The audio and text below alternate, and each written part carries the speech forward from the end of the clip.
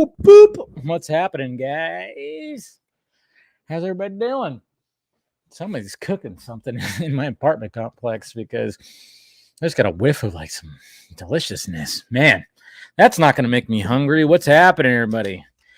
Welcome to the Patreon stream. That's right. How's everybody doing? Everybody good? We got some people out here. Get ready. Woo. Let's go. We got Unbreakable Studios here. What's up, buddy? I got Kyle. How's it going, Kyle? And David, how you doing? Yeah. I mean, I don't exactly have beer. I actually meant to get beer, but didn't get out there and get beer. I was thinking about it, and then I was like, I got these left over. So I'm doing a seltzer, but I don't discriminate on alcoholic beverages. So what's going on, Tyler? How you doing? Yeah, that's right. Beautiful jazz. Whoop. Yo. I'm here. Don't worry. I had I had another stream like literally that just ended like 16 minutes ago. And I got the game on still. It is the bottom of the 8th inning, 4-2 Braves. So this is crazy. So thank you. Yes, I figured I'd rock some Master of Puppets today. So why not? And you got Jansen in there, Dodgers. Just got back from loved it. Good. It's lit. Yeah, good. Hopefully you enjoyed that. I know Scott, he says hi, by the way. Well, he meant to say hi to the patrons that come that are going to show up. But yeah, he was on, of course, the Real Anarchy spoiler, or like not really spoiler, but a discussion stream. So what's going on, Jason? Good to see you again. God, man, somebody's cooking something. And I'm like, God, this is going to be rough because I'm kind of hungry. I do have some food that I will be eating after this, but man, right now I'm like, oh, that smells delicious. Whatever. I don't know if there's someone making tacos or something. I don't know. Shit, it smells delicious. So I hear WB will merge Earth 89 with the DCEU. Is that what's going on? Is that what's happening? Well, hopefully the Braves hold on. Yeah. You know what? I'm going for the Braves because, I still got a bad taste in my mouth. What happened with my Giants? I got a little bad taste still. So anyways, let's crack this open. Yes, I know it's not exactly a beer, but it'll do.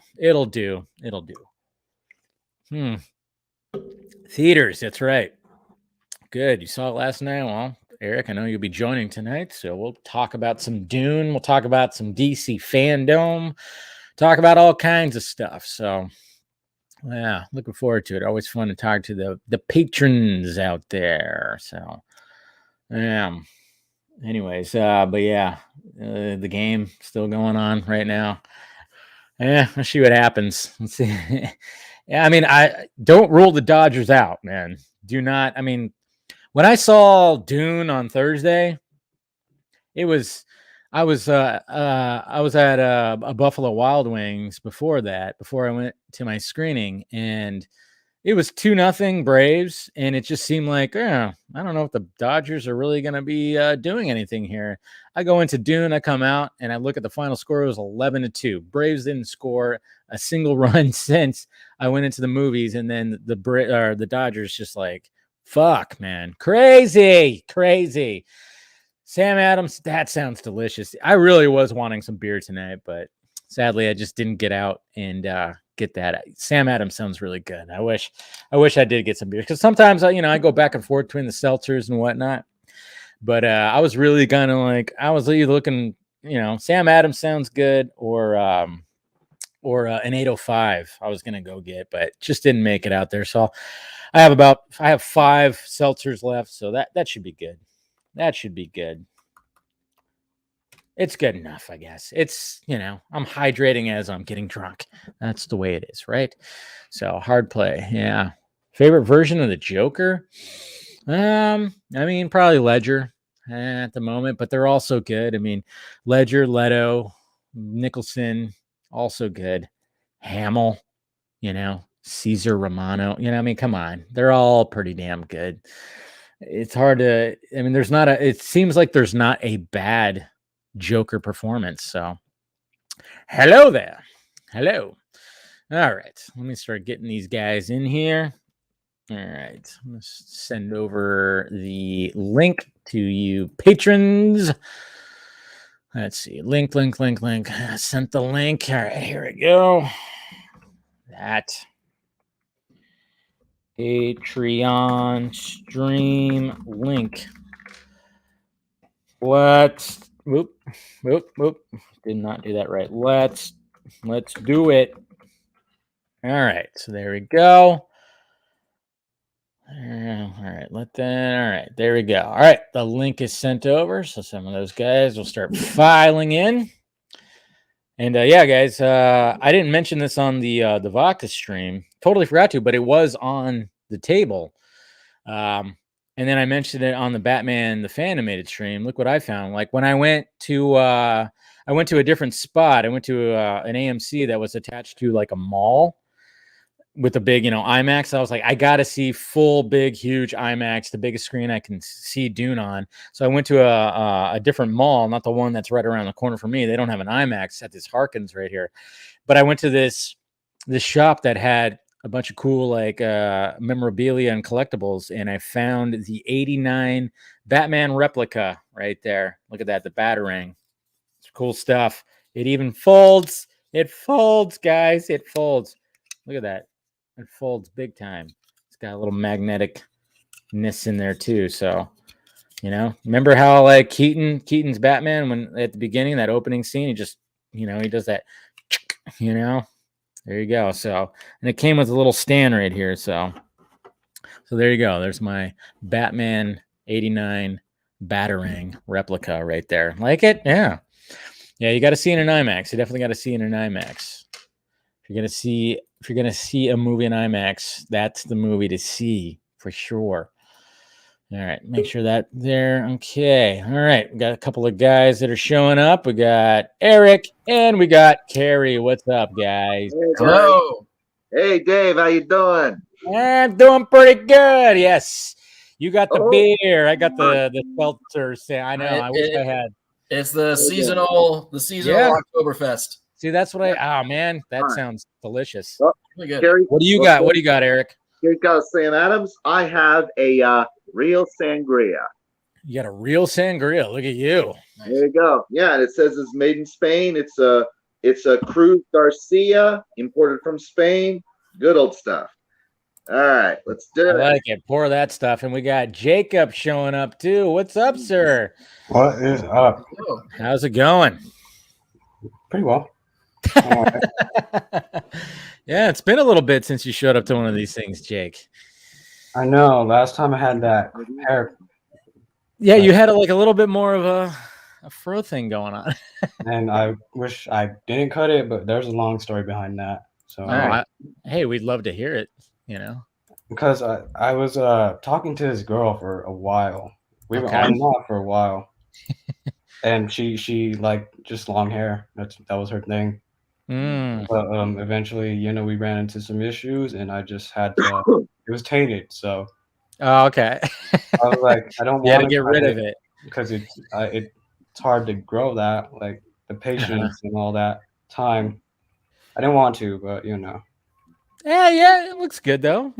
Looks... Yeah, around the time of Zack Snyder's Justice League, I finally cut it because. Okay. Nice. So you got something to drink for yourself? Snapple. He's got Snapple. There you go. Well, we've all got our selections, and again, I love the smooth jazz that you play specifically for the Patreon stream. Beautiful. There you go. All Cheers. Right. So here's to plain speaking and clear understanding. There you go. Yeah, I had a hangover not too long ago, so I mean.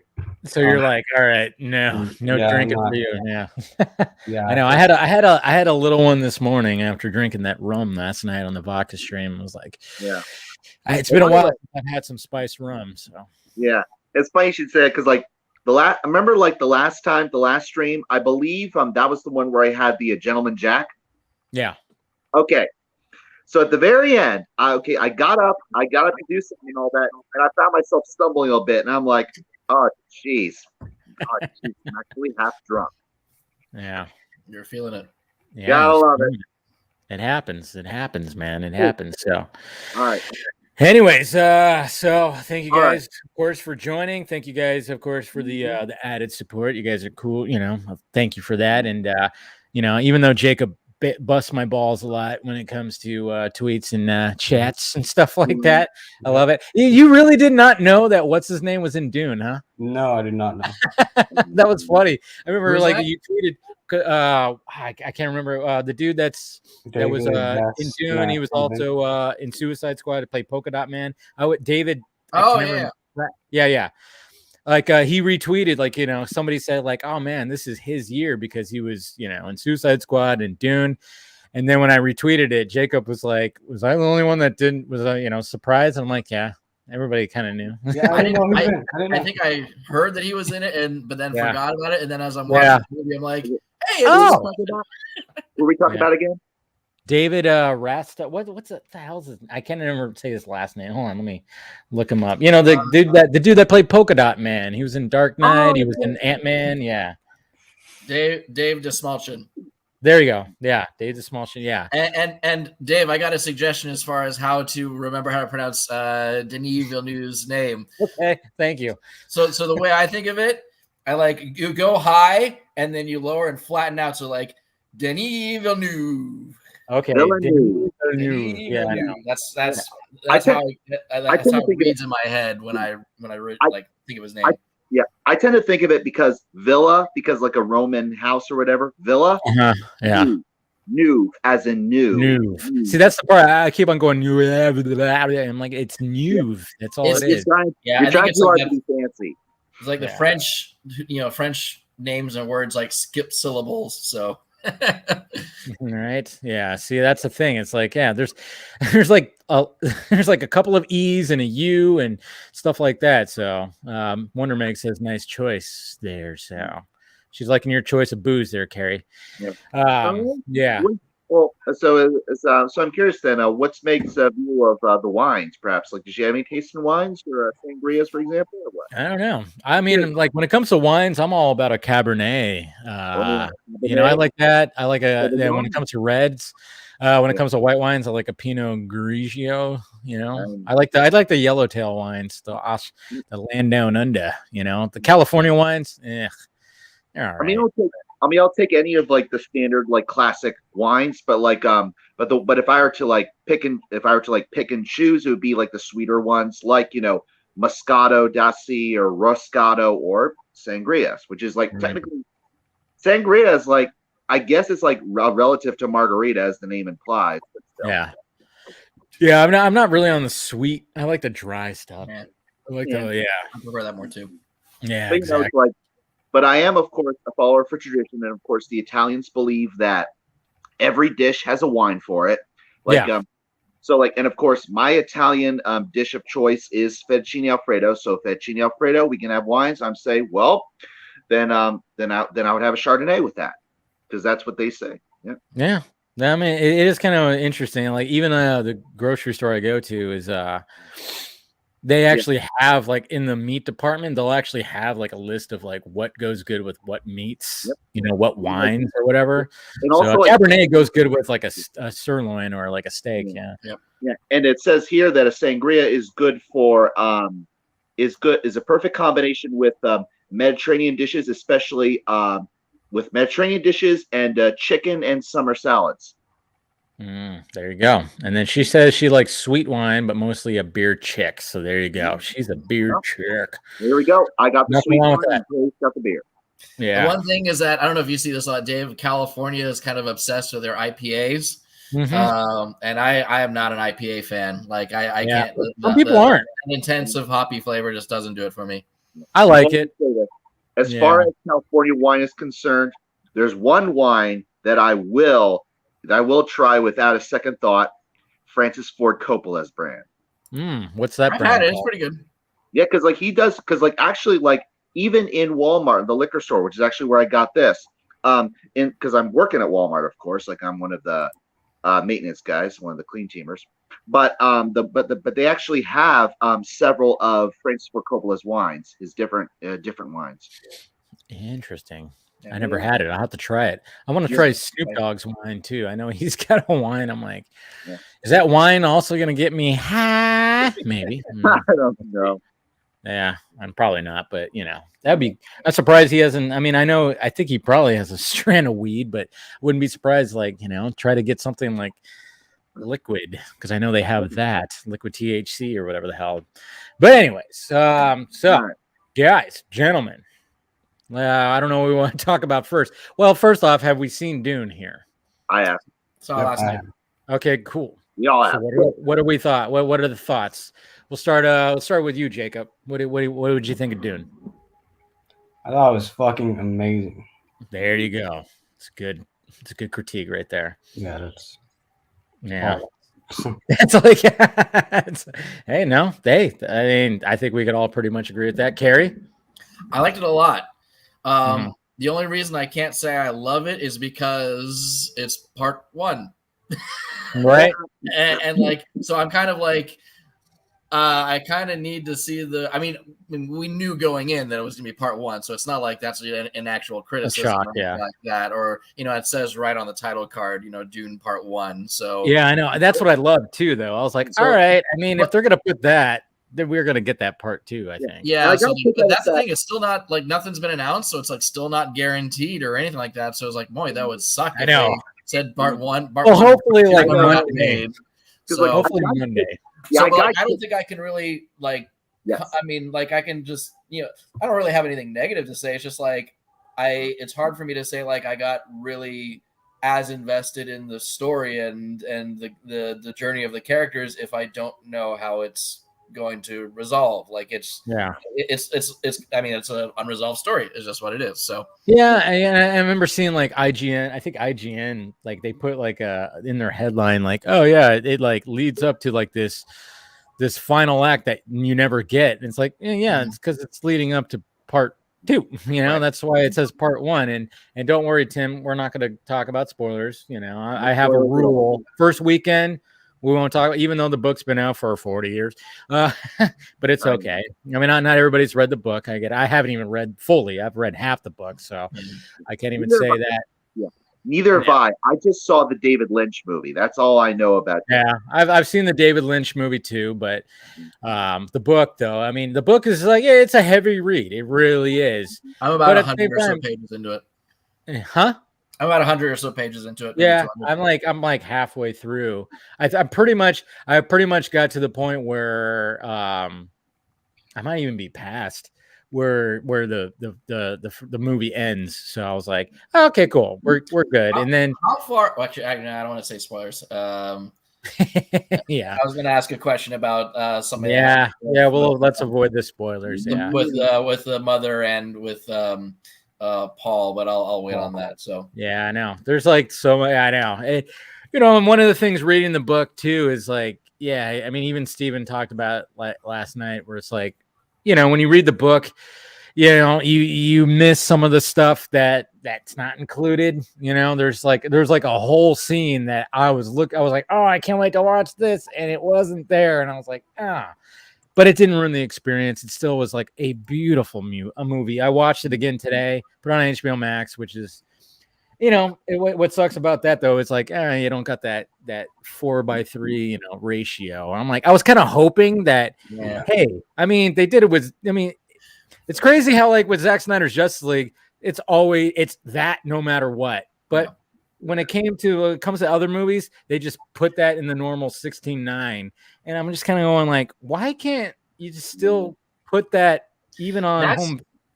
Yeah, that's what's annoying about HBO Max is, obviously Zack's whole, Justice League is in that format, but like other movies that like are supposed to have like the IMAX aspect ratio shifts, like Tenet, like HBO Max doesn't include that. Yeah, it's weird. Like I don't understand. It's like, I don't know if it was like a whole other process, but we're gonna bring in Mr. Doug. What's going on, sir? Hey guys, how's it going? Good, great, good.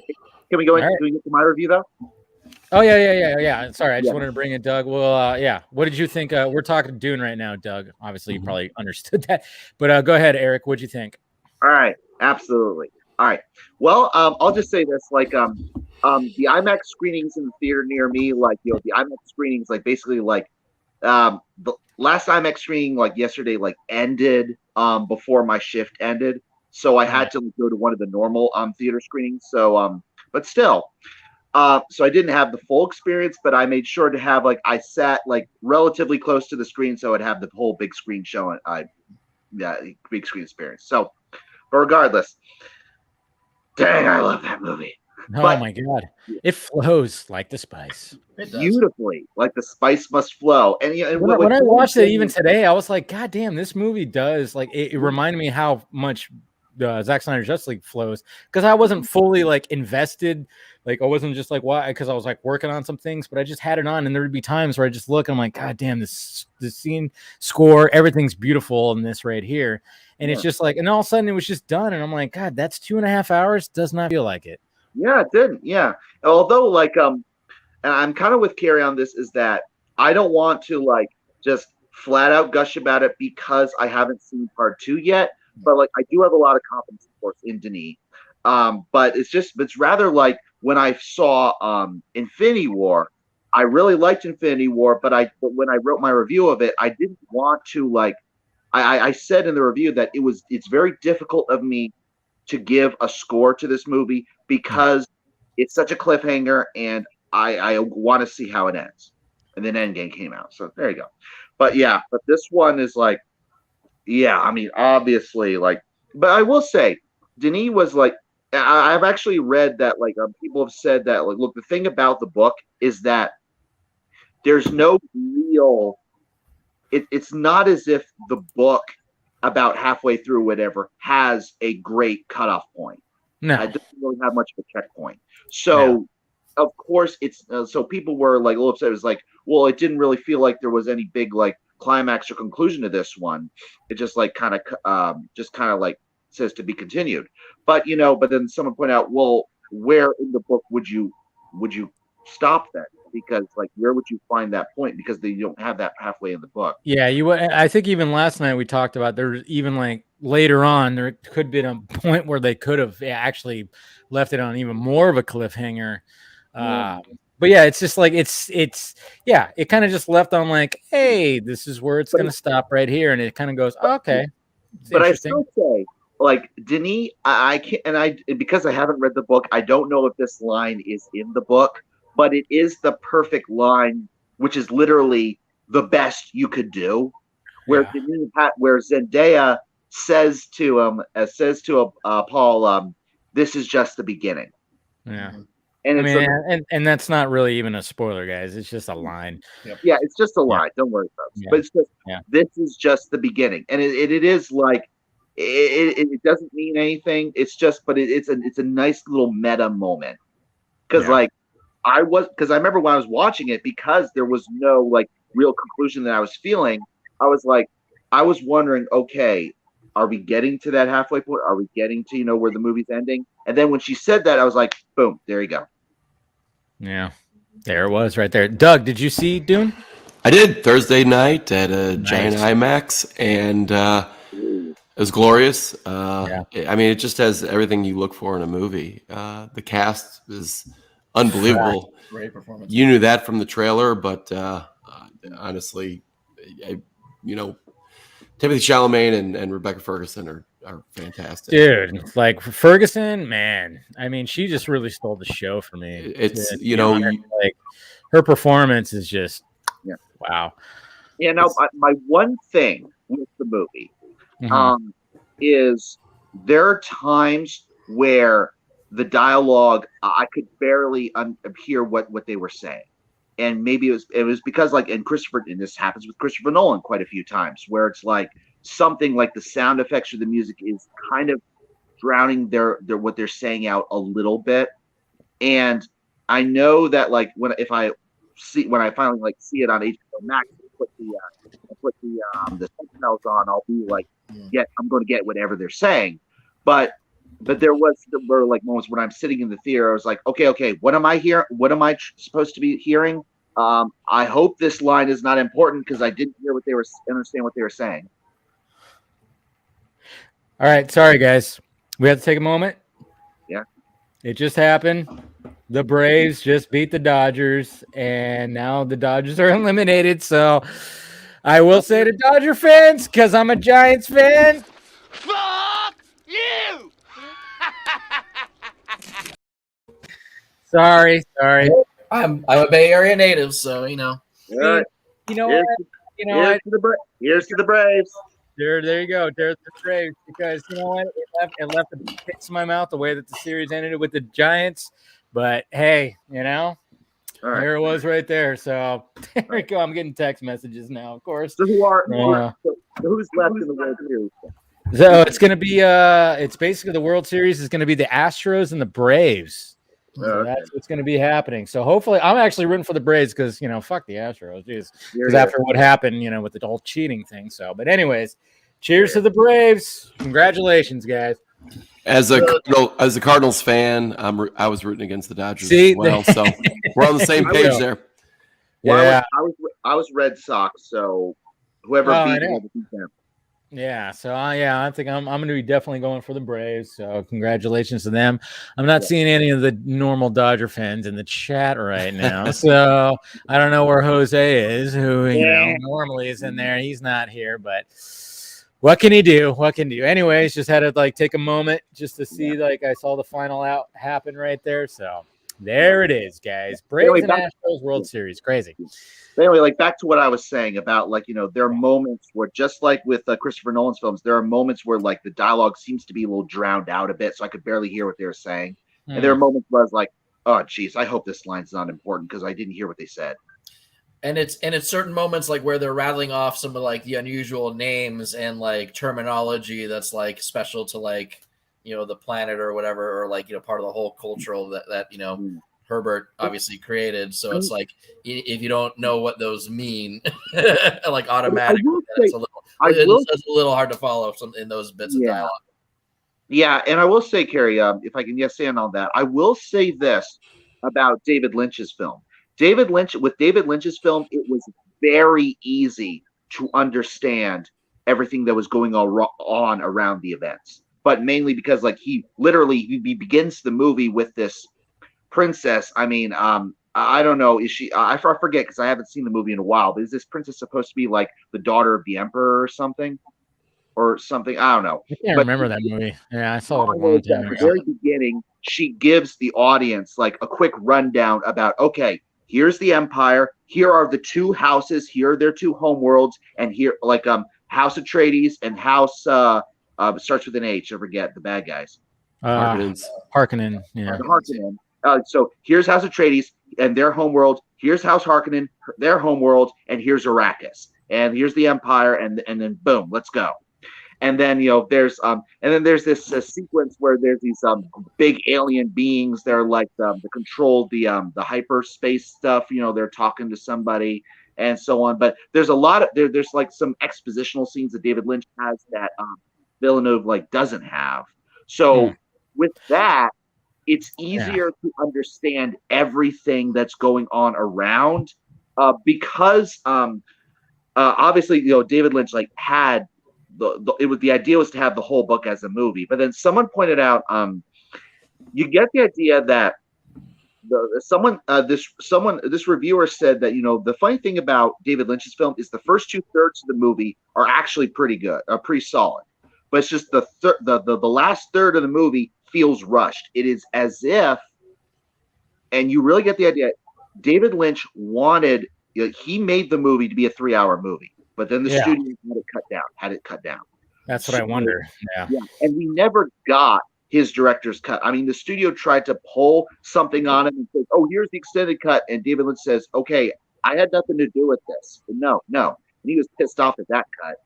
But so we have yet to see his director's cut, the version. Well, I mean, even Jason Momoa said oh yeah, he's there's probably a 4-hour or whatever the hell. I mean, like I said, reading the book as this is happening, and there was one whole scene that I was going, oh, this is gonna be cool to see live action, and it wasn't there, and I went, is that like a banquet scene? yep. Okay, because I saw still a couple of still images released from or something like that someone posted. Yeah, like where Rebecca Ferguson's wearing like a red dress or something like that, and someone's like, "Man, I wish they didn't cut this scene." I was like, so I'm like that had to be shot because it's pretty pivotal. Like it really adds more depth to what's happening on this world. And I'm gonna add. We got Mr. Philip Berger. What's up, sir? Hey guys, how's it going? What is the price for your blind eye? Oh, nice. I like it. Oh, and right now we're talking some Dune. Yeah. I got such a kick out of the fact that with Dune, we saw like that second trailer for the Batman on the big screen. Oh, it was so great! It was so cool Yeah. to see that on the big screen. I don't know if you guys did you all see the Batman? Oh, cheers too! By the way, you drinking some wine? I am. There you go. Sir. Well, cheers. It's been a day. Which wine is it? What kind of wine? Oh, just some cheap Carlo Rossi wine. No big deal.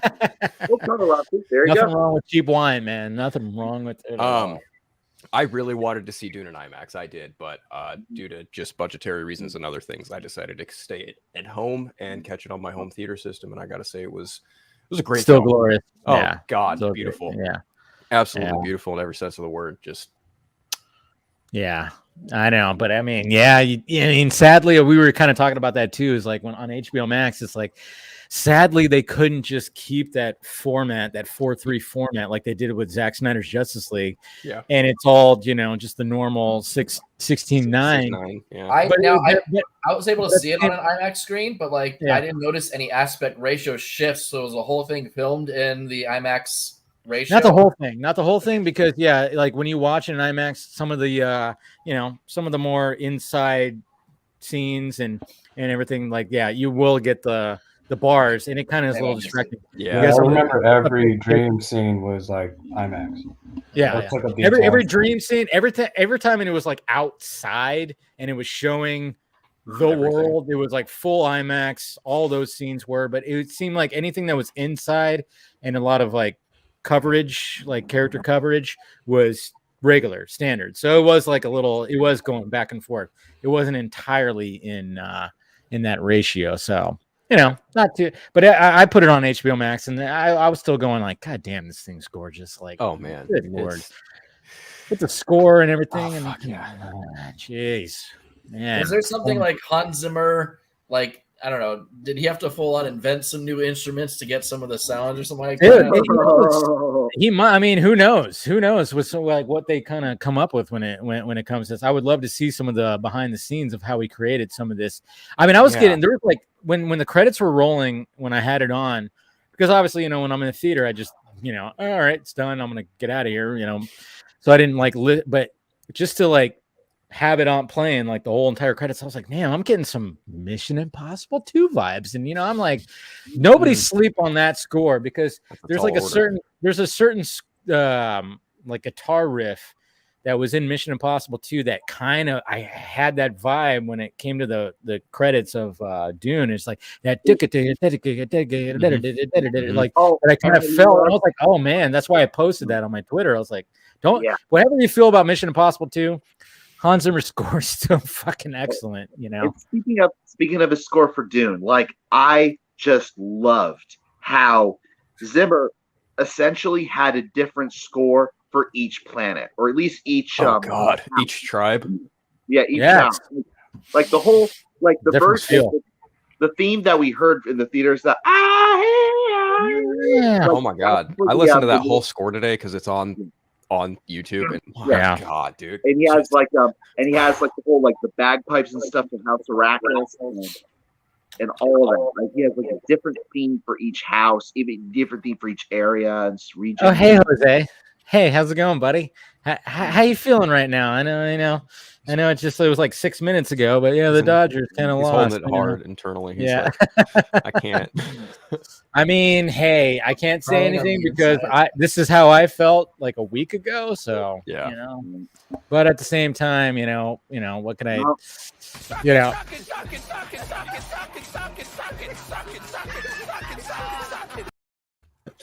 Oh, great. All right. I said this before and I'll say it again.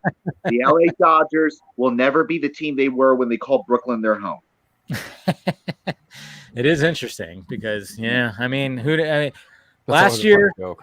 it was interesting, but they won a World Series after not winning one since 1988. And, well, ain't happening this year. So The funniest thing I always heard growing up was, remember the Brooklyn Dodgers? yeah, No, The Brooklyn Dodgers, one of the greatest things that the Brooklyn Dodgers did was Jackie Robinson, he was with the Brooklyn Dodgers.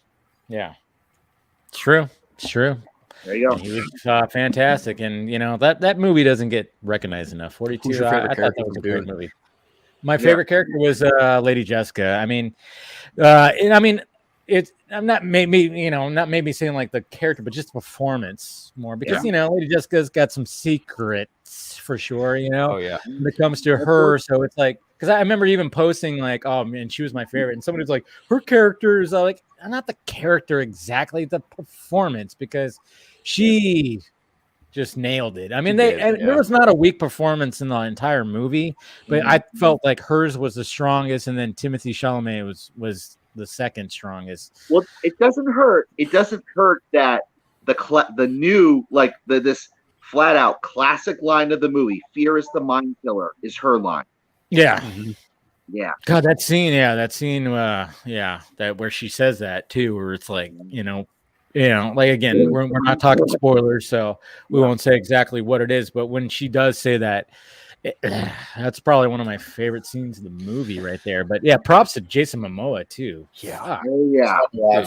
Yeah. Duncan Idaho was just an absolute boss in that movie. Yeah. People brought up that his introduction scene in this movie is not in the book, but Denis felt he had to do that to give him a great introduction and set up for his friendship with Paul, because in the book he doesn't show up until when they arrive at Arrakis and then that scene where he's in Arrakis and they meet up with him, that's his intro scene in the book. I think they did a good job because even watching again, it's like you watch their relationship. Yeah. I mean, there's something there. They have they have a really strong relationship. It's kind of not even it's not even a relationship that Paul has with his dad. The relationship that he has with his dad is so different that he has with Duncan. Duncan, it's like, hey, it's like he's so happy to see him, but with his dad, it's just kind of like, yes, sir. Sure. So I mean, it's such a different, even though there's a bond there, but it's just such a different kind of bond. I don't know. His older brother, where the brothers had buddies. Yeah, I guess you could say it's more like that. I mean, because there's a strong relationship with both, but it's so vastly different. As opposed to Josh Brolin's character is the uncle, the tough but loving. That's pretty much and he calls him old man the whole time, and Oh, you know who was also great? Josh Brolin. This girl. Oh fuck yeah! Oh dude, Jesus Christ. Just smile, Gurney. I am smiling. Isn't his character the one that in the David Lynch movie, the one that Captain Picard, Patrick Stewart played? I think so. Yeah. That sounds right. Yeah. I watched that a couple months ago.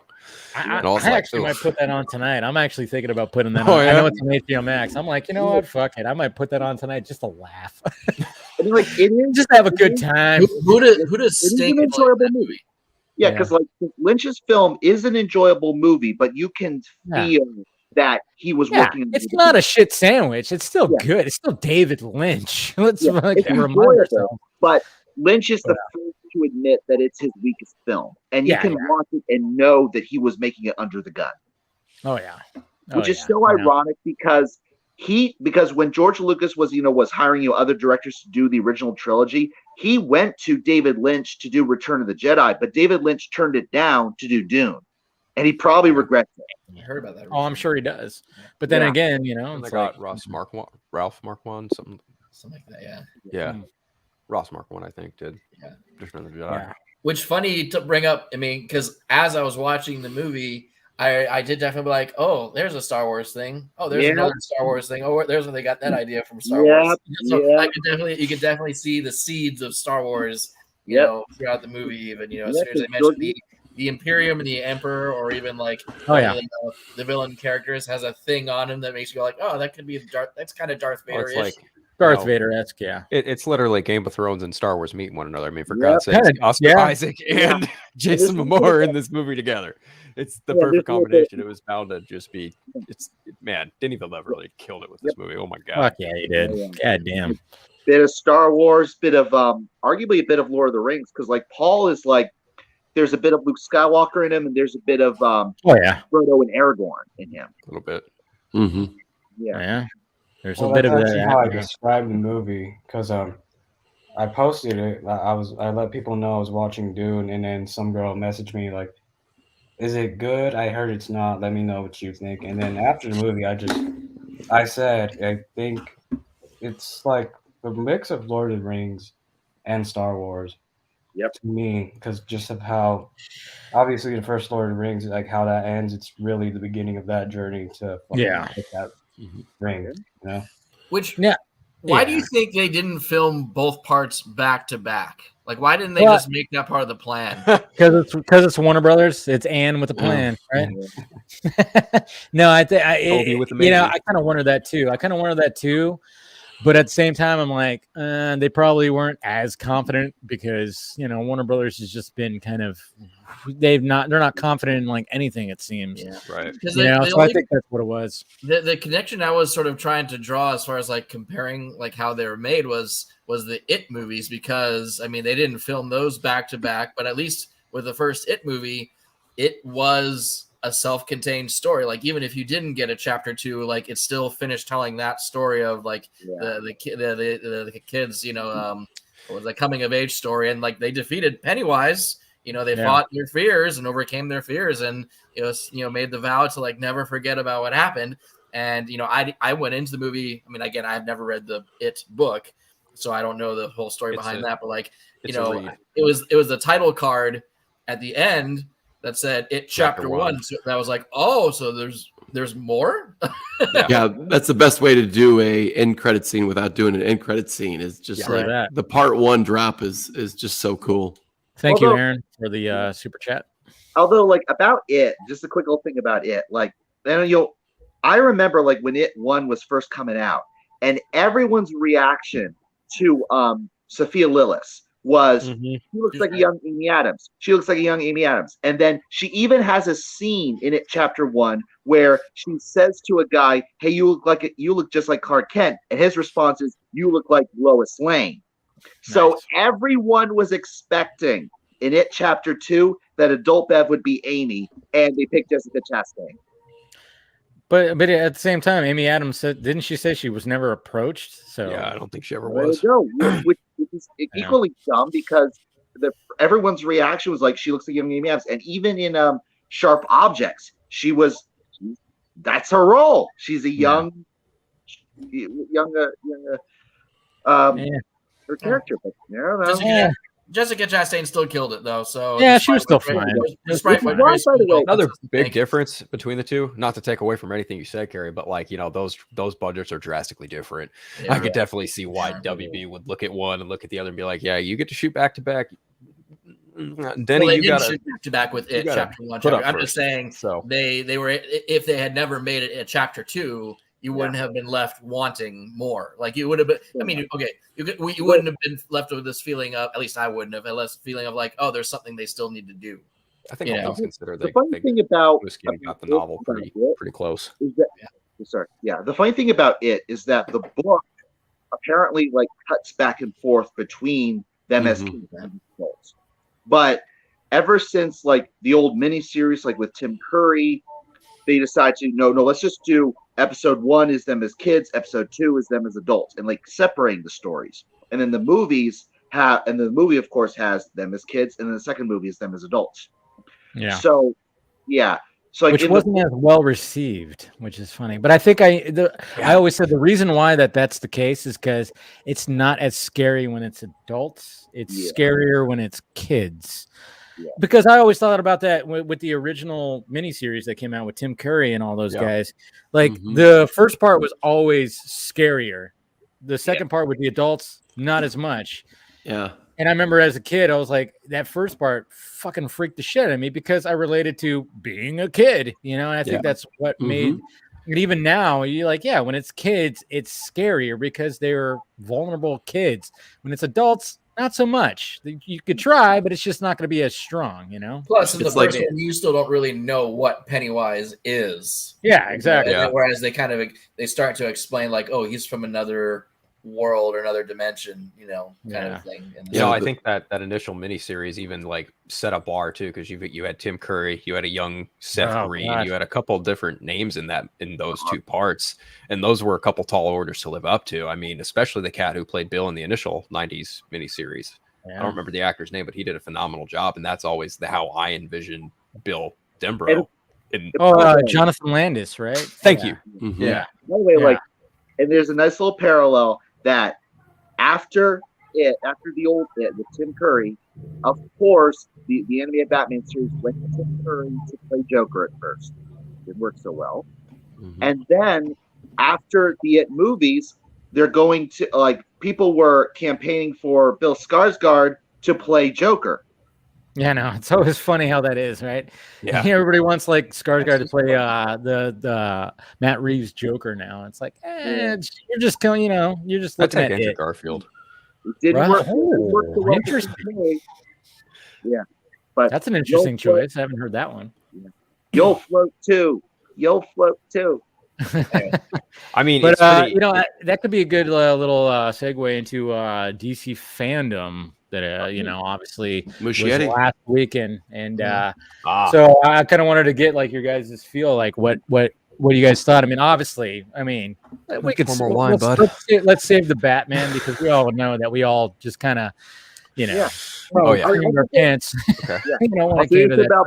I'll say this about Batman. Leaving aside, no, let's wait on Batman. Let's go in order. All right. Let's wait because we know that we all just kind of we licked our fingers when that happened. So we got Black Adam. Batman. I got something fun for Batman because I work at a comic book store now. There you go. I got issue 666 of Detective Comics, Batman, drawn by Kelly Jones. Dude. Nice. Oh, I saw this in one of our overstocks. I was like, oh, thank you. Yeah, I will pocket that one. Yeah. Yeah, and I also got issue number 38 of Aquaman. Nice. There you go. Cool. See the advantages of working at a comic book shop, man. Yeah, that's why I've been a lot of busy and I kind of off social media more often. That's nothing wrong with that. Nothing wrong with that. Social media can get yeah, man. Black Adam. How do you feel about Black Adam? All right. Okay, let's go through that. All right, Eric, you're about to leap out of your chair. So, what do you think about Black Adam? Can you smell what the Black Adam is cooking? Good impression. That's all I got. You got to do the eyebrow raise, though. I didn't see the eyebrow raise. Can you do an eyebrow there? Oh, there you go. There you go. You got it. So I take it you liked the little clip that you posted? Yeah, I got a kick out of it. I got a kick out of the use of Shazam being like what breaks him out, basically. Yeah, she says it. Yeah, and that trailer, that teaser was violent. It was a good moment, but it had that feel of violence, of intensity. There you go. Did you expect him to punch a pillow or something? Yeah.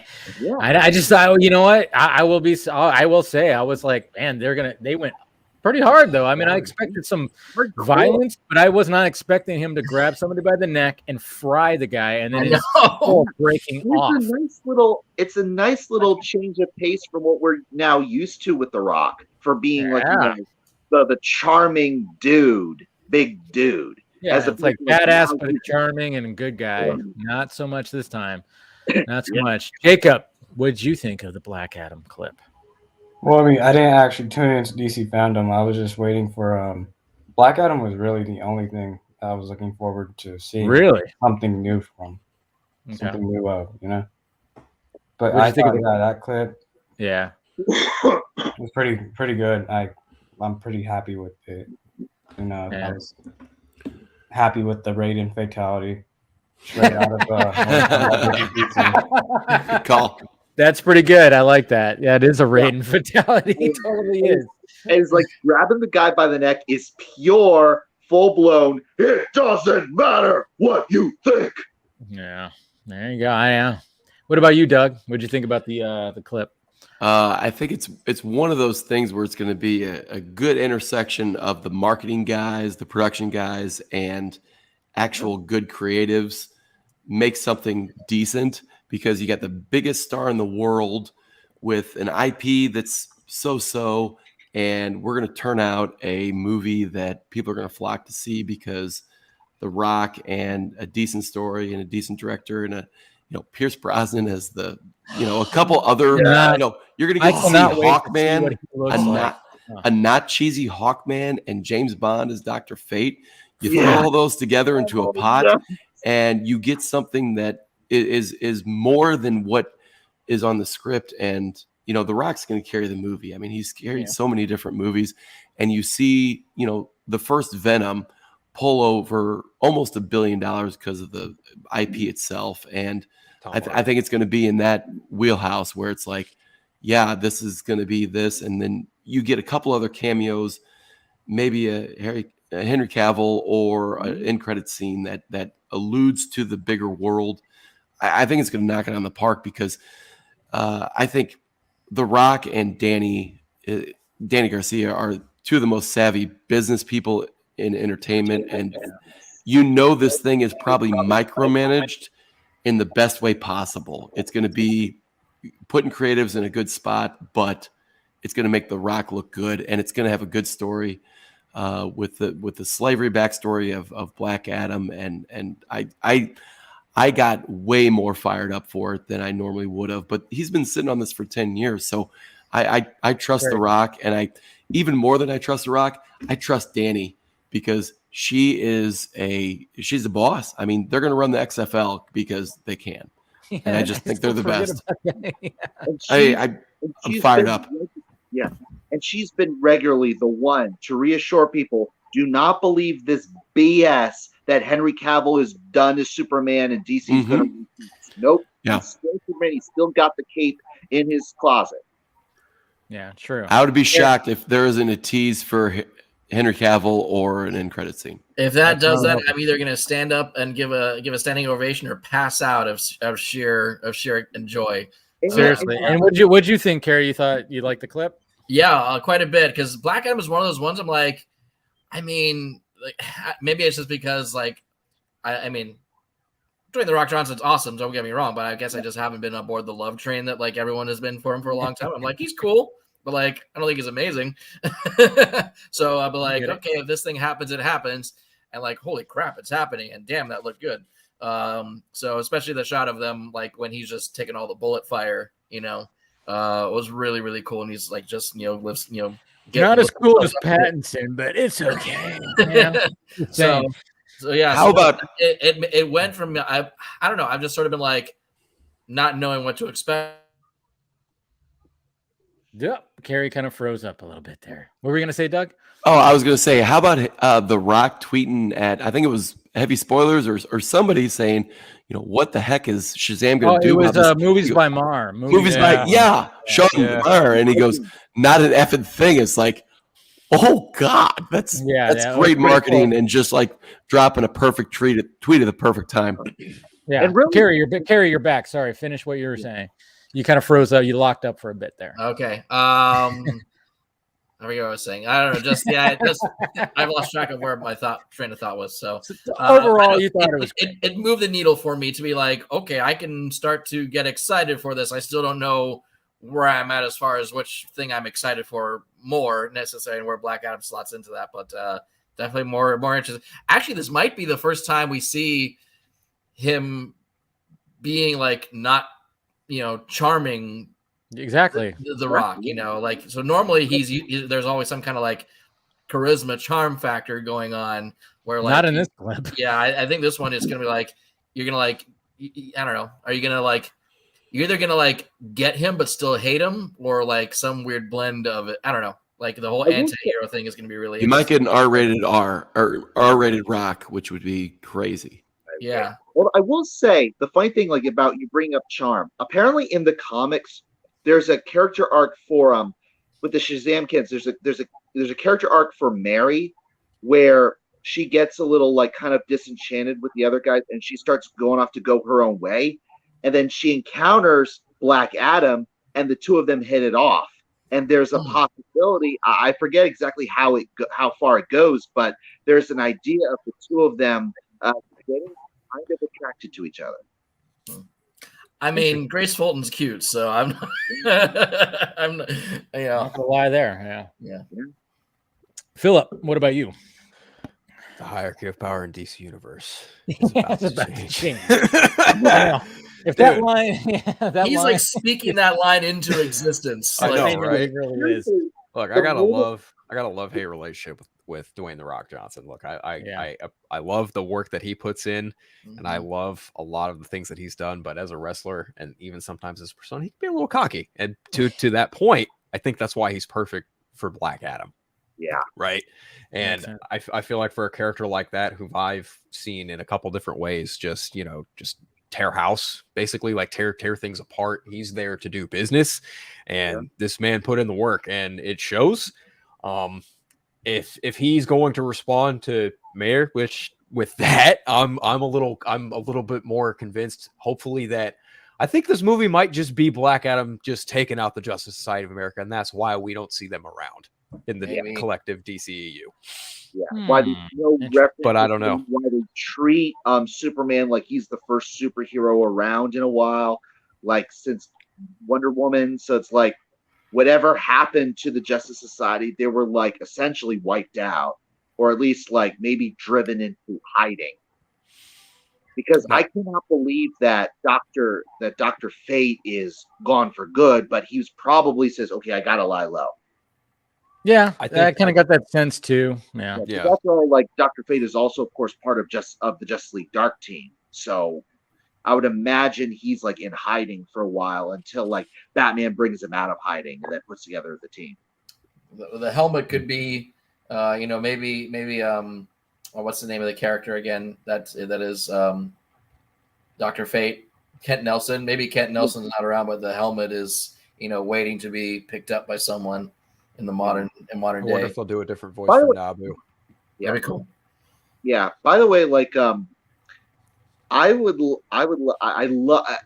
think we talked about this before, but it's like you've talked about this a lot, Dave. Like none of us had Pierce Brosnan in our heads when we were thinking who would we cast as Dr. And then once he was, everybody went, well, He's fuck. perfect. Perfect. He's perfect. Everybody collect. Nobody. I didn't see anybody go, no, that's horrible. Everybody was like, right. Well, shit, I didn't think about that. That's perfect. Yeah. That's beautiful. perfect. I was thinking Sam Rockwell. I was thinking. I was thinking Donald Sutherland. Honestly. Oh, that's a good one. Okay. I like that. Yeah, that's what I was thinking. Yeah, it was like it would depend on. It would depend on which Kent Nelson we're going for. If you're going for the younger Kent Nelson, it would be fun to do. That's what I was going for. I was like, Rockwell, I could see it. He's not. I was thinking like if you were doing a younger Kent Nelson, it would be Kiefer Sutherland. If you were an older, you'd be Donald. But Donald Sutherland was my number one, and then Pierce Brosnan was like, oh my gosh, he's perfect. If you think about him as the DC's Doctor Strange, as he knows his stuff by this point, Pierce Brosnan was great. Yeah. Oh man, it's gonna be. I mean, I can't wait to see how he looks in the suit. And we know it's gonna be like a lot of it's mocap. He did some mocap and stuff. Fine. I was really happy to see the helmet and have it be practical though. That made me happy. Yeah. The fact that he was holding it and that's still. Oh. Yeah. There's a friend of mine. His name is he calls himself Ginger, but he does the Fighting the Void podcast on YouTube. And he had after Zack Snyder's Justice League came out, like he had me on and we were doing our review of it. And he said, look, the thing about it is I felt like he really felt like, look, Dr. Fate would have been a nice little explanation for why Bruce is constantly having all these mirror visions that Dr. Fate was reading them. And it would have been like a nice little thing where if it were Dr. Fate that shows up at the very, very end instead of a Martian Manhunter, because that would have been a nice little explanation for why he's getting all these visions. But I don't know. It would have been fun to have Pierce Brosnan show up. Hello, Bruce Wayne. I'm Kent Nelson. That would have been interesting. That would have very well been interesting. But and set up for Justice League Dark showing up in Justice League 2. But whatever. It's interesting. All right, so now, okay, we talked about Black Adam. Now we're going to move on to the Flash sneak peek. Yeah. So, Jacob, we'll start with you. What'd you think of the Flash sneak peek? I mean, I think it looked all right. It's like I need to see more. Mm-hmm. I think it'll be fine. It bums me out that 'cause I feel like Evil Barry, or I mean, the second Barry behind. I feel like that was probably supposed to be Ray Fisher. That's what kind of goes through my mind Mm-hmm. when I see that, and that bums me out. But I mean, I'm still gonna go see it. I think it'll be. I mean, Supergirl's there, probably in a bigger part than I imagined. Okay. What'd you think about the new costume? What costume? The new costume. Flash My costume. costume. Okay. Yeah. I mean, I don't mind it. I mean, Flash costumes are kind of hard to get, I guess. Yeah. I mean, Makes sense. yeah. Yeah. Phil, what did you think of the Flash sneak peek? Yeah, okay. I had a feeling. I was like, all right, you might probably have some opinions about it. Yeah, We all you do. can say that. You can say Yeah. that.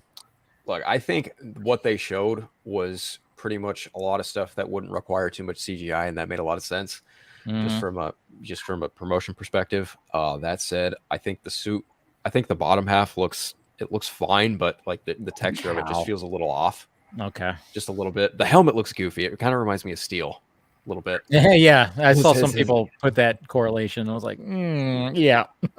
Yeah, especially that one shot of I think he's in a red sun or a red solar chamber, and I think that's when he meets Supergirl, and he's kind of looking up, and his cowl is just not sitting right on his face, and I'm just like, that doesn't look good. Yeah. I think Wallfish is going to turn in an interesting score just based on that little bit that I heard. I mean, it is kind of reminiscent of the TV show, just a smidge, but even still, like it still sounds a little grandiose. And I got faith in Wallfish. He kind of tutored under Zimmer. He worked on him with Blade Runner 2049, so I got hope there. I think on the whole, I think just based on the dialogue that Keaton is, I would imagine saying to Barry, between you have the ability to travel any universe, why stick around and fight this one? That kind of makes me feel and kind of lean to that, if this starts in Barry kind of leaving his universe, he'll wind up back in it. Yeah. If I'm wrong, I'm wrong. But even just kind of based on that narrative that I heard from that trailer, I'm kind of hoping that is the case. But again, given the studio that is producing this movie, anything could happen. Shenanigans could ensue. I don't know. I'm kind of lukewarm to the whole Batman reveal because it's like, I've seen him in his suit. It's just going to look a little bit more, aged under the cowl. It's like, I understand why they made it a big deal. For me, it just really wasn't. It's my least anticipated project, again, for what Jacob said too, because I think that very much the second Flash was supposed to be the part for Ray Fisher, and I think he should be in this movie, and it's a bummer that he's not. Yeah. Makes sense. Eric? All right. Well, by the way, like kind of building on what you're saying about Michael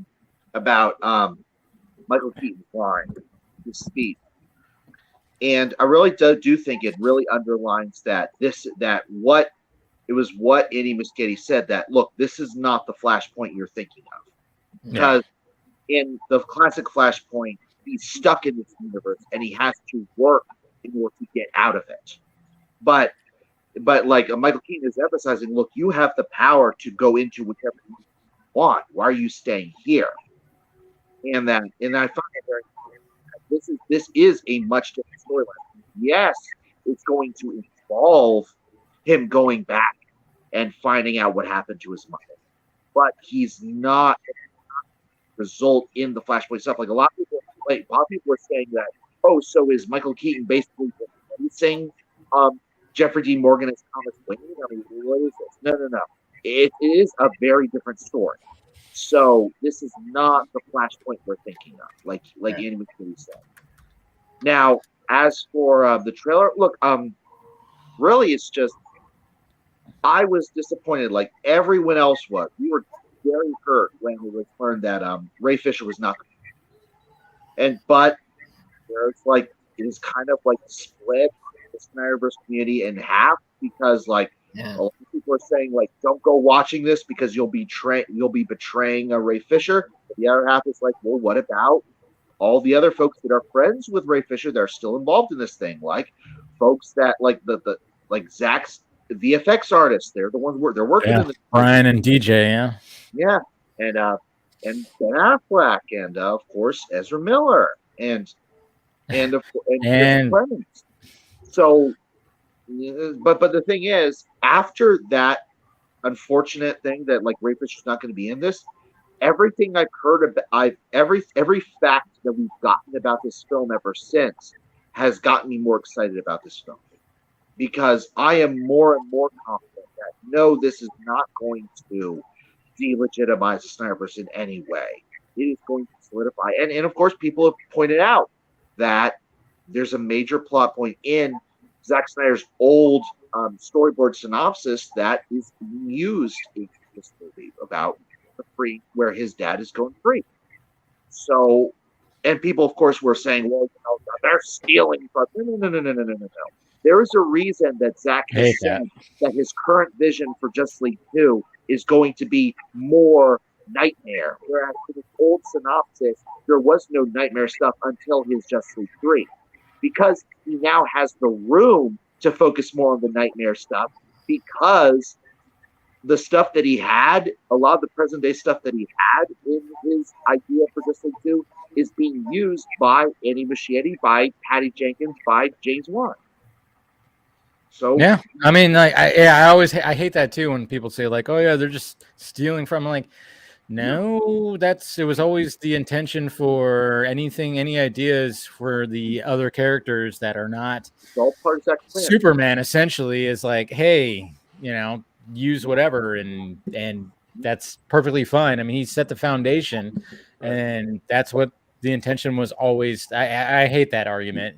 When people say like, oh, they're just ripping him off, I'm like, no, that's pretty much what the idea was. He was going to set the foundation and plant the tree, and then you guys branch off and do your thing. I'm going to do my thing with Superman, because we got to remember that Zack, this whole thing was supposed to be a Superman story that he was trying to do. No matter what, it was supposed to be, even though, there's other, it was going to lead to the Justice League, and maybe there, in his first Justice League, Superman was going to be absent. He was going to be dead and just be absent, but then he was going to come back and become this guy again, the guy that's going to be in the blue and red suit.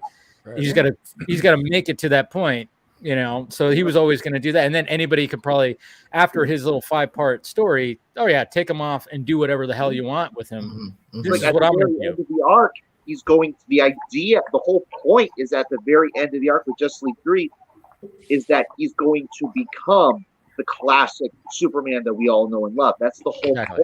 He's going through this baptism of fire until he becomes the beacon of hope, because, look, I've been through everything. Yeah, I've died.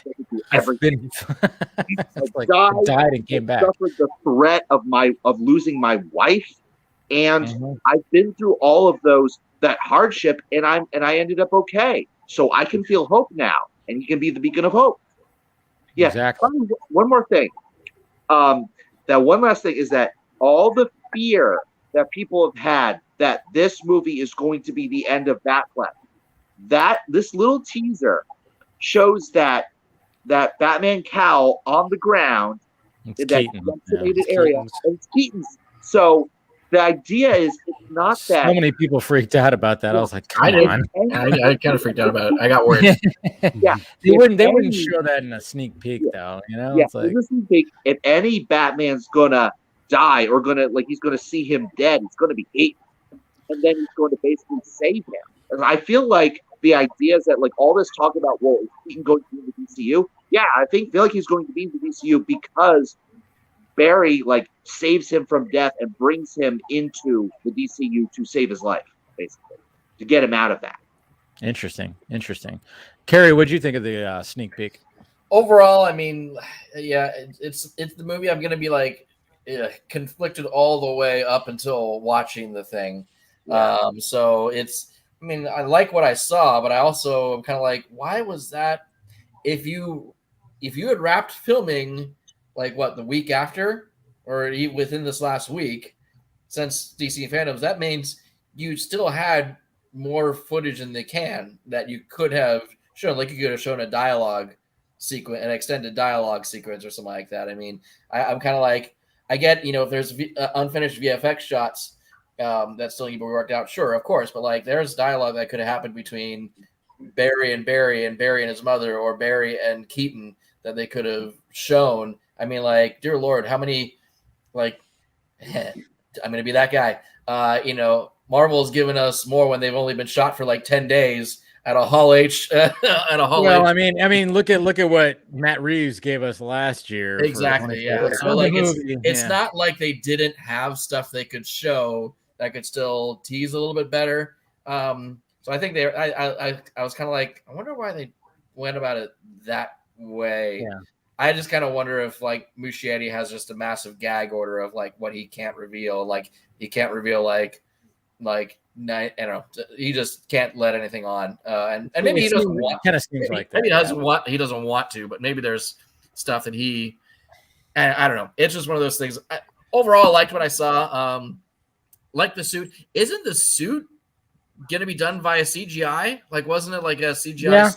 Well, I mean that shot of him, like when he's like in the back cave in the waterfall. I mean, that shot to me looked great. Yeah. I actually like that, because even the cow looked. It almost seemed like, is that even the same suit that we saw when he's like looking? And I'm like, it doesn't even seem like it was the same cow, same suit. I don't know. It kind of threw me off a little bit when it came to that, because I thought that shot, when you see like the full on, you see everything just kind of I thought that was fine. I thought that was good, but it's like that other shot when he's like, kind of just looking around, and maybe like that's where he finds Supergirl in like a red, I thought that, his cowl looked fucking really, really weird right there. Yeah. It was like, man, it's just not fitting your head there, man.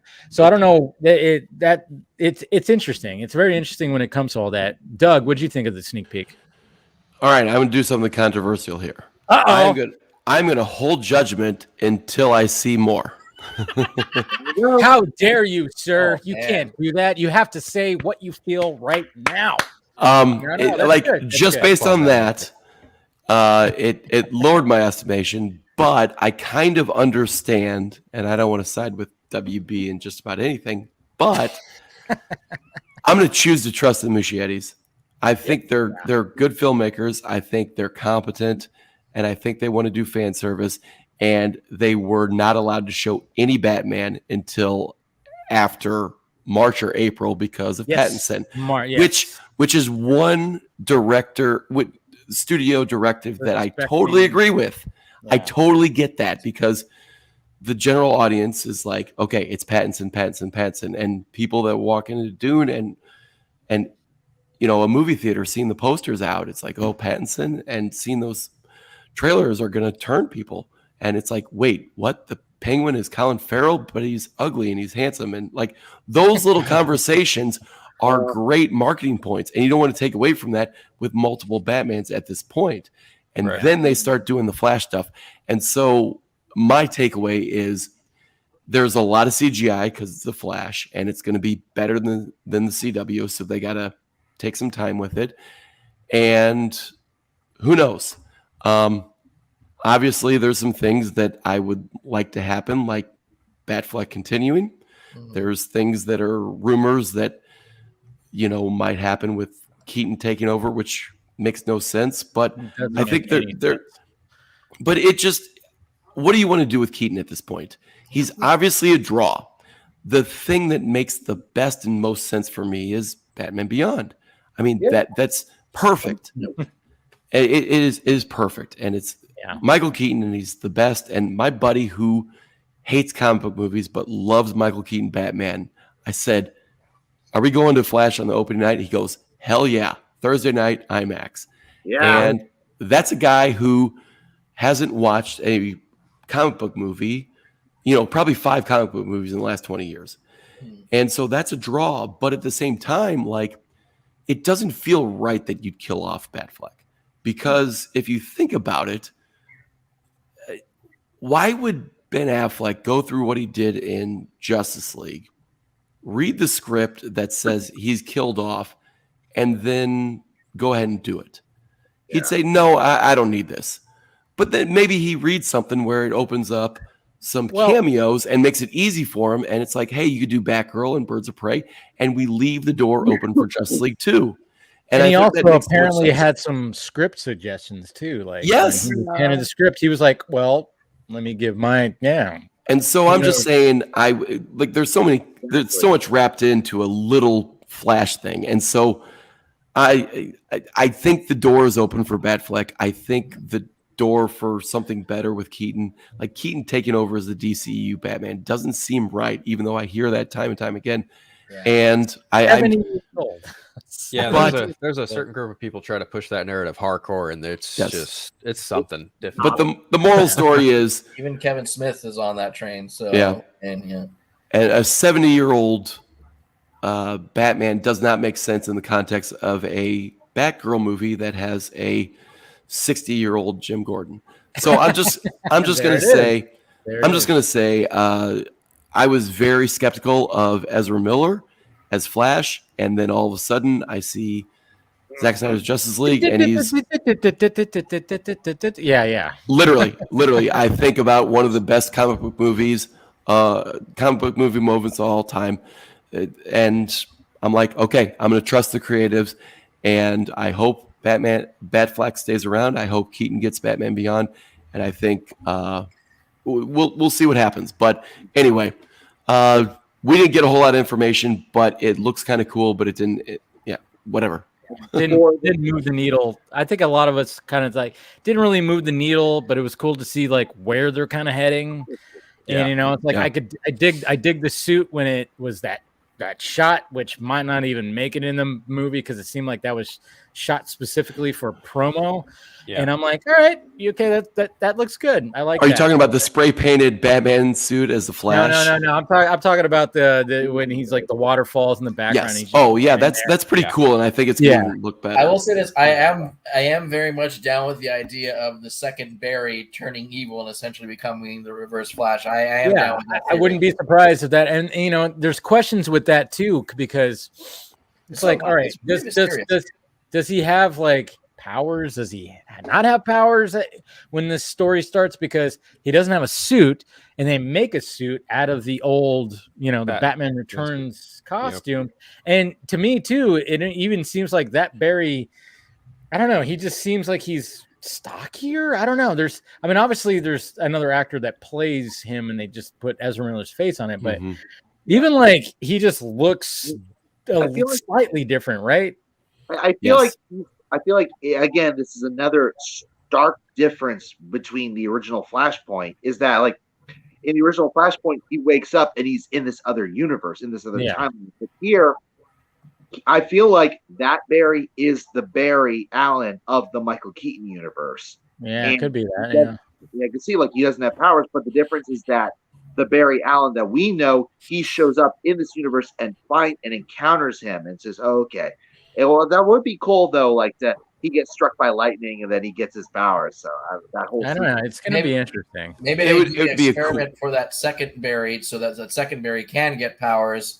But because we know Justice League never lost his powers when he crossed universes or something like that. Yeah, because we know we like that point of Flashpoint where where Barry's like, I gotta get my powers, and him and Thomas Wayne Batman try to reenact that, and it doesn't really go too well. I mean, so I don't know. It's gonna be interesting. And then and I know like when we saw Muschietti post the spray painted on bolt, Flash Bolt, some of us were like, all right, is this Red Death? And it's like, okay, maybe it's not the official Red Death, but maybe it's a version. I don't know. Like I'm not ruling out like that because it still is a Batman costume that has been converted into a Flash costume. So it's like, hey, don't fully rule that out. Maybe they won't even use the name of that. I don't know. But I think we all kind of collectively go, yeah, this motherfucker is going to turn evil. 100%. I mean, it's a cool way to do the reverse. Turn evil. Yeah. Yeah. It's a cool way to do the Reverse Flash, like actually being Barry. And yeah, I think that's definitely going to happen because it gives you more of a Back to the Future vibe where it's like we're fighting the timeline and circumstances as opposed to a big bad. And then like Barry, like Edmund Miller himself said that in a way there are villains, but in a way there are no villains. Yeah. And again, like you said, Back to the Future. You just said Back to the Future. Well, it's like remember in Back to the Future 2, all of that stuff happened because Marty got it and said, "Hey, I can take this Farmer's Almanac and go back to the past and bet on it." But then, like that, but then like Doc Brown stops him, but that idea was stolen by Biff. Yeah.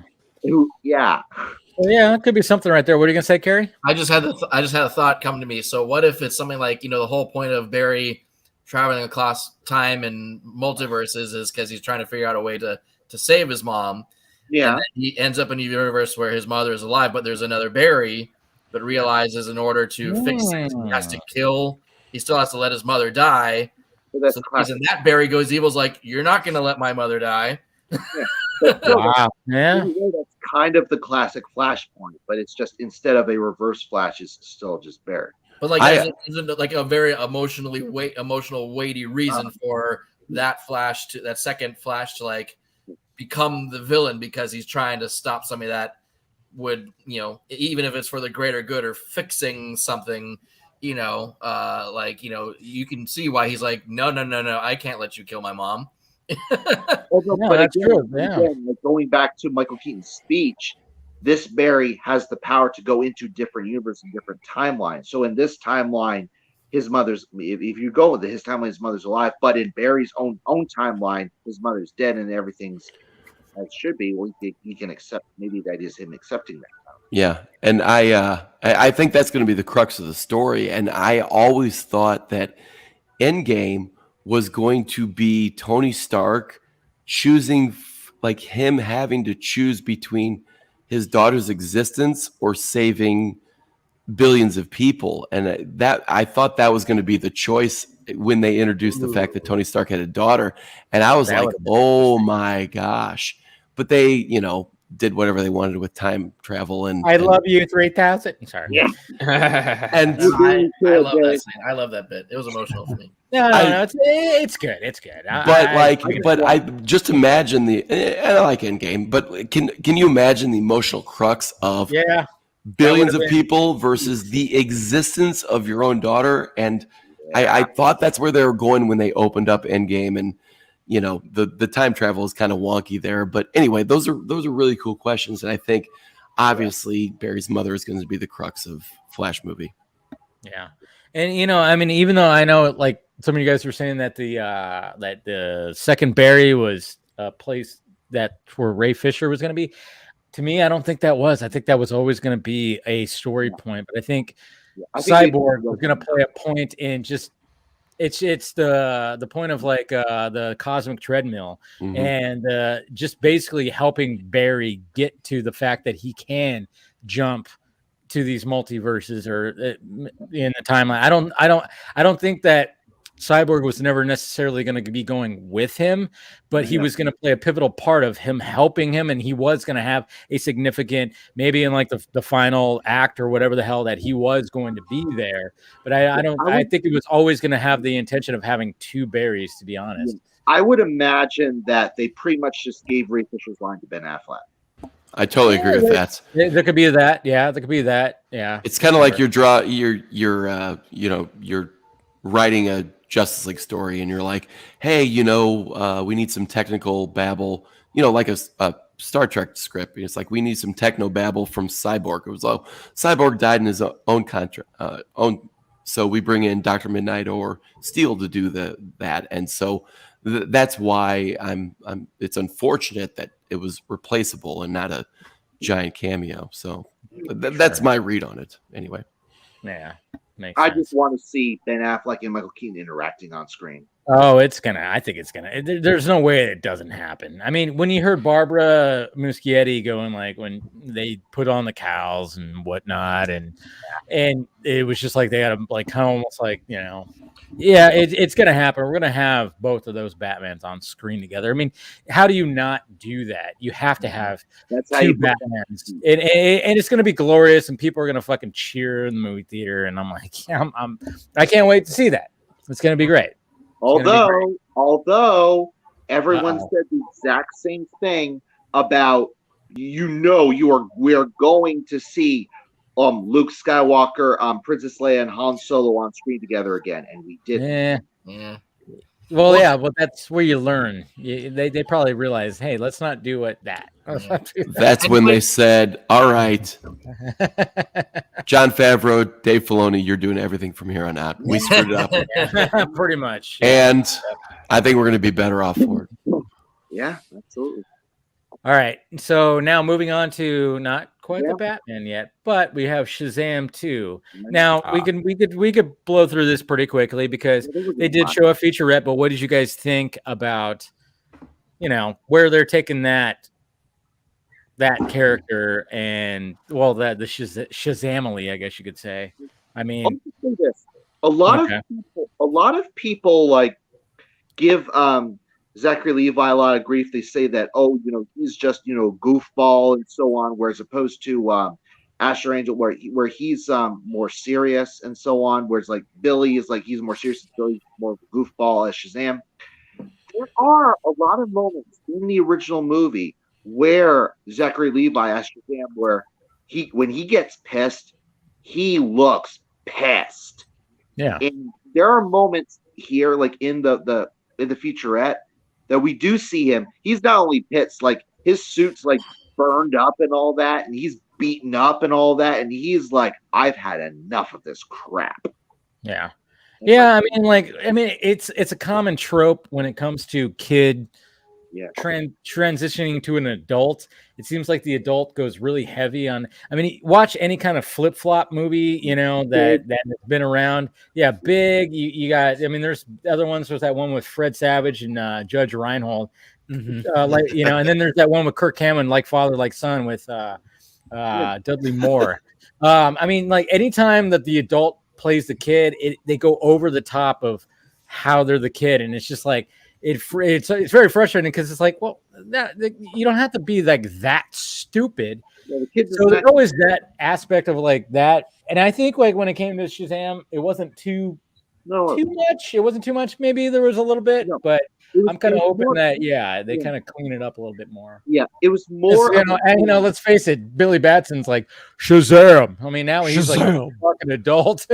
Yeah, and even like in the first movie, like there was a feeling that the reason that he acts more kiddish as in his adult form is because I have all these powers now. I can do whatever the heck I want. So there's more of him being kind of spoiled in that way. So I can accept that in universe, but again, when he gets mad, he gets pissed. So true.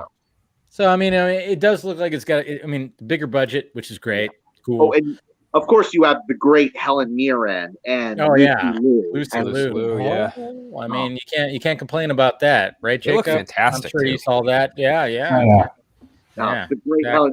And I'm a little disappointed because I was kind of hoping, because Helen Mirren was Morgana Le Fay in Excalibur, part of me was really hoping for her to be Granny Goodness for Zack Snyder, but precisely just because of that. But hey, she's in Shazam 2 as an arch villainess. That's great. I just want Judi Dench, as Zack Snyder himself said, Judi Dench is Granny Goodness. That'd be great. But yeah. I'd still take the mom from Sweet Life of Zack and Cody. Ray Porter's friend. Oh, what's her name? Oh man, I can't. Oh yeah. I know what you're talking about. Kim Rhodes. Kim Rhodes. She's fantastic. Kim She's so great. I love her as Granny Goodness.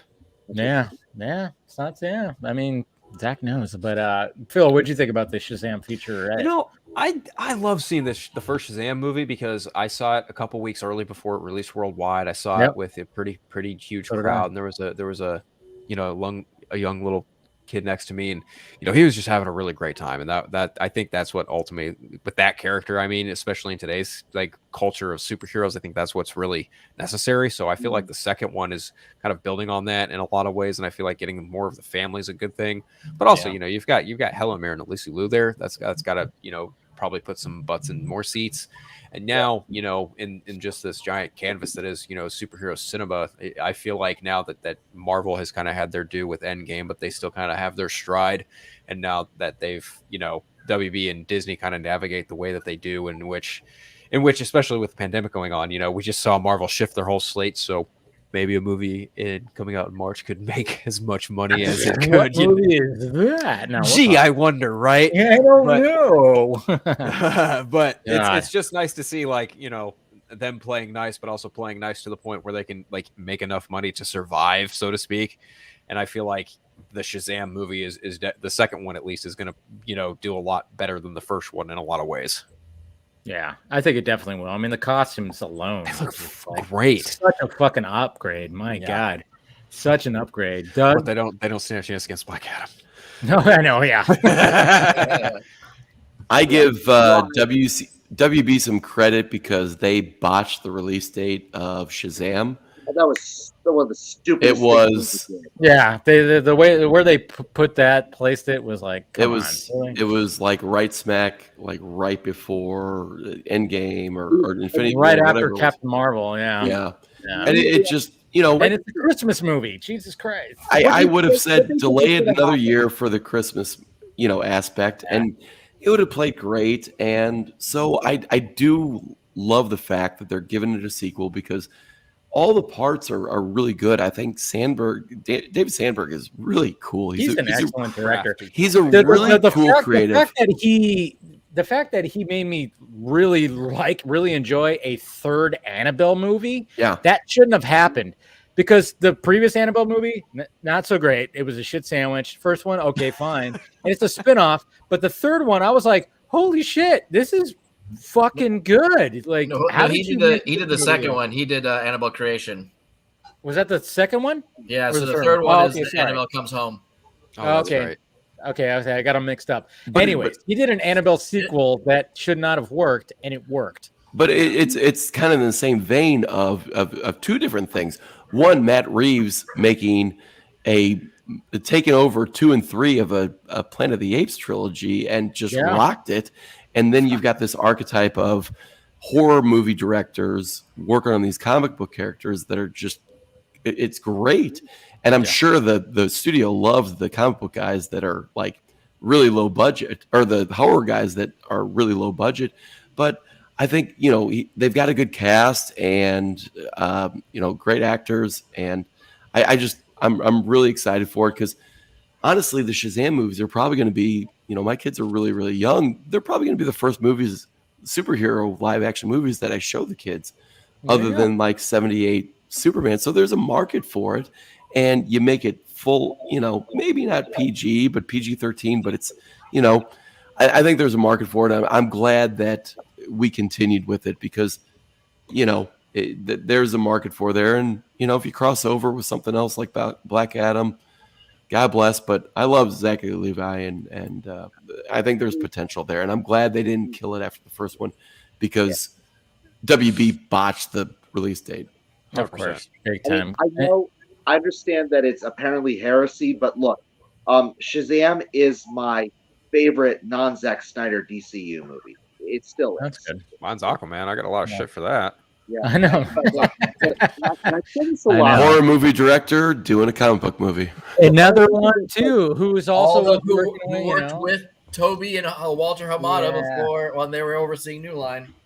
Yeah, but still, they want $1 billion for Aquaman. So that's $1 billion. And then that single-handedly saved the DCU after all the debauchery of a Justice League. Like him bringing like Aquaman to $1 billion. That was like, if he hadn't done that, I feel like there would have been like a severe chance that it would have been rebooted. That was literally the only movie that year, wasn't it? Aquaman 2018 of DC. Yeah. Yes. When it came to that, because shortly, because next year was Shazam and Joker. Because like the whole plan before Justice League, the whole plan was 2018 was it was going to be where we were going to get the Flash, we were going to get Aquaman, and I think we were going to get Batfleck's movie on 2018. And we didn't. Yeah. And Carrie, what were your initial thoughts about the Shazam featurette? Yeah. Let me know when Henry Cavill's head appears in the movie, and then I'll be more interested. I mean, sounds good. Again, Okay, but before we talk more about this, we got somebody who actually has a Shazam shirt on that's joining. That's Mr. Williams, Sci-Fi.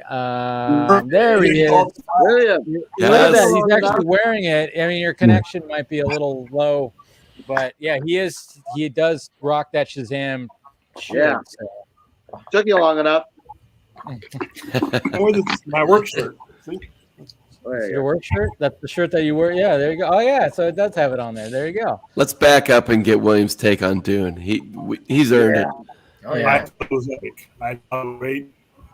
This is another for this particular director who has not failed me any of the movies done. It turned Dune tears and turned me off in so many ways, both on literary and visually, and turned it into something I couldn't wait to see. Cinematography with the product, and you have to see it on a large in order to. Yes, you do. Hope that it does. Yeah, your internet connection is not great. You sound very robotic, sadly, but I get what you're saying. Yeah, you had to see it on. Experience that on a big screen for sure.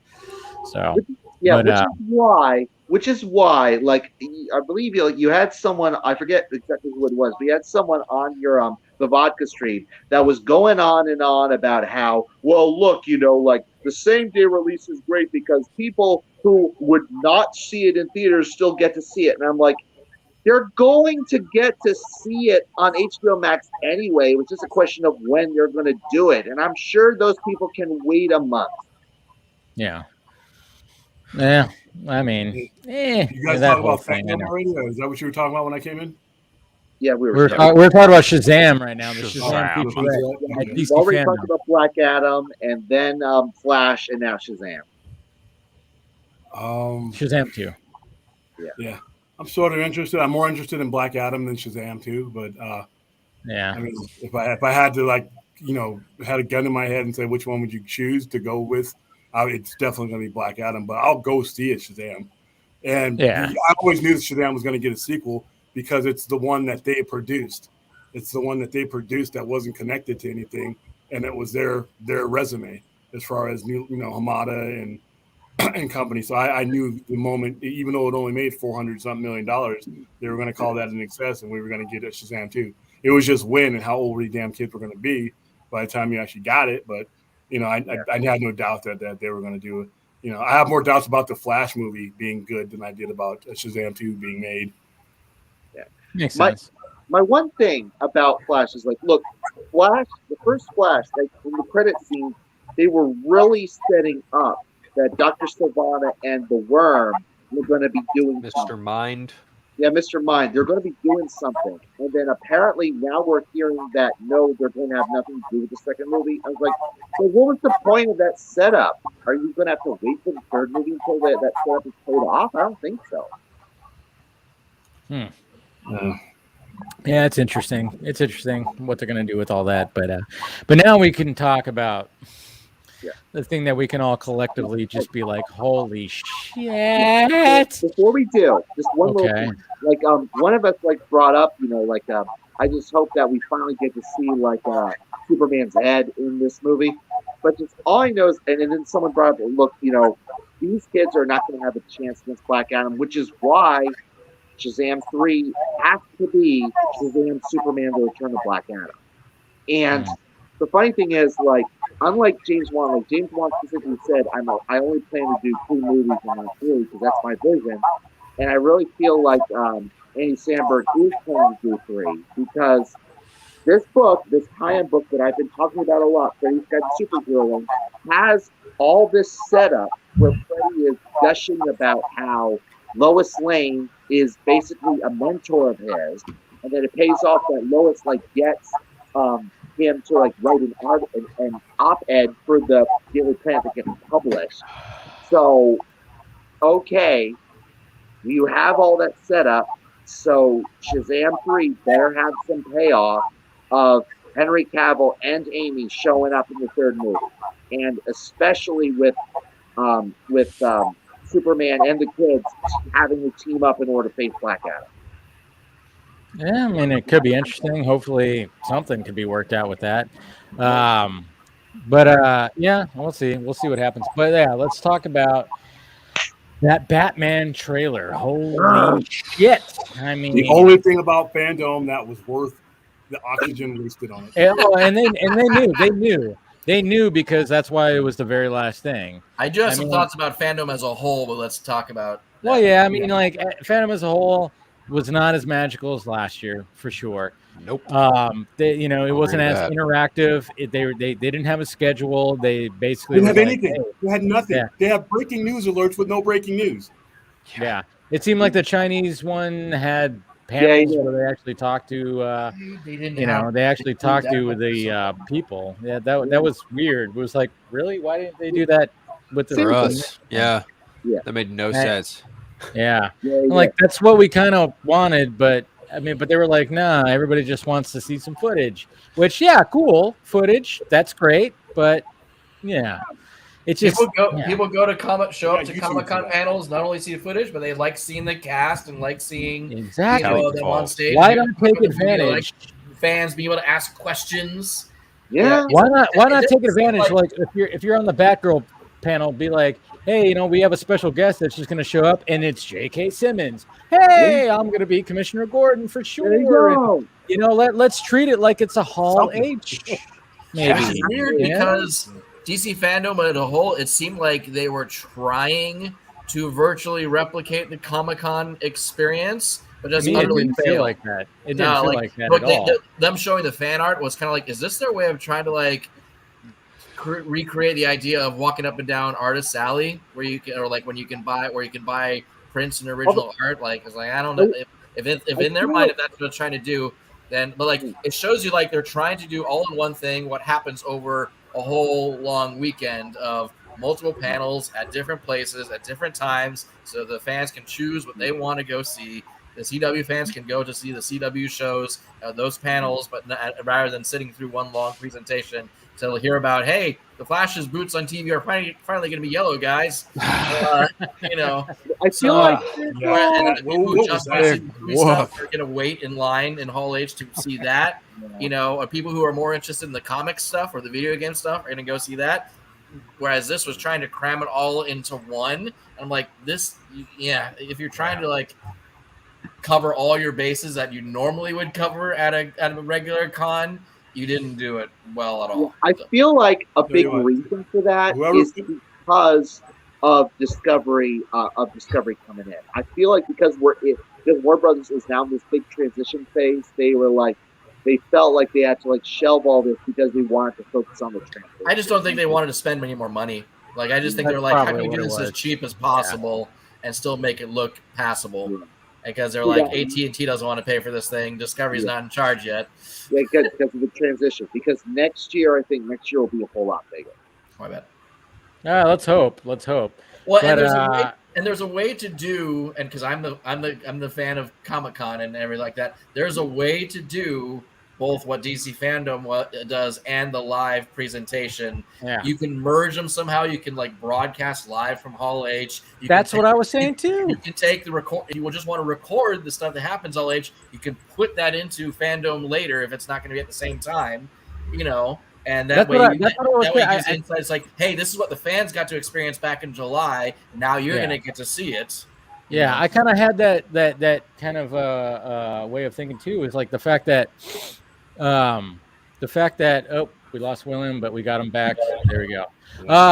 No, I said next year actually have a place where this is happening, but live stream it. I mean, one of the things that was always that sucked about Comic-Con and Hall H is we were getting cell phone footage sometimes, and there wasn't an actual live feed. It's actually have a place where this is happening, where cast members can come out and you can have the surprising reveals, and you could do all that stuff, but live stream it for the people that aren't there. I mean, it's always been a weird thing when it comes to this stuff. And but Have then a if panel like you're where gonna do, huh? have a panel where you introduce the new DC Films president, the new Warner Brothers CEO. Oh my God. All the people That'd that you be just sweet. fired, the ones you just fired, then were He replaced. made a single appearance last year. I don't think he was intending to make any appearances. No, this but I'm year. like, hey, I'm David and then Zaslav. he disappeared. I'm Yeah. David Back Zaslav. in hiding. Here's your new DC Films president. Dude, that'd be pretty sweet. And then he goes like, well, guess what? Now we got, and then he just introduces what they have in the works or whatever the fuck. I mean, it's just, yeah, there was a lot of missed opportunity, but I mean, let's face it, when it came to that Batman trailer, that's what everybody was fucking waiting for. Dude, that And trailer when it fucking happened, sucks. I mean, my God. Oh my I mean, God. all right, Jacob, you've been pretty quiet. What that Batman trailer? How did you feel when you watched that trailer? Well, it took me a while to get to it. Yeah, of course. Yeah, everybody, That's kind of how I 4 am. hours, about almost 3.5, I would say. Of junk. So I wasn't really excited for this movie anyway, because I'm experiencing something called Batman fatigue. Oh, okay. I'm sorry.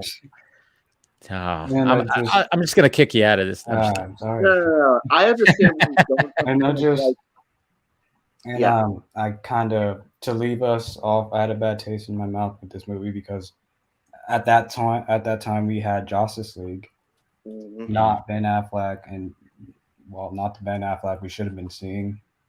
Well, I mean, now I'm over it, and I'm like, okay, I actually saw the trailer when it played before Dune, and I was like, okay, this is actually a good fucking trailer.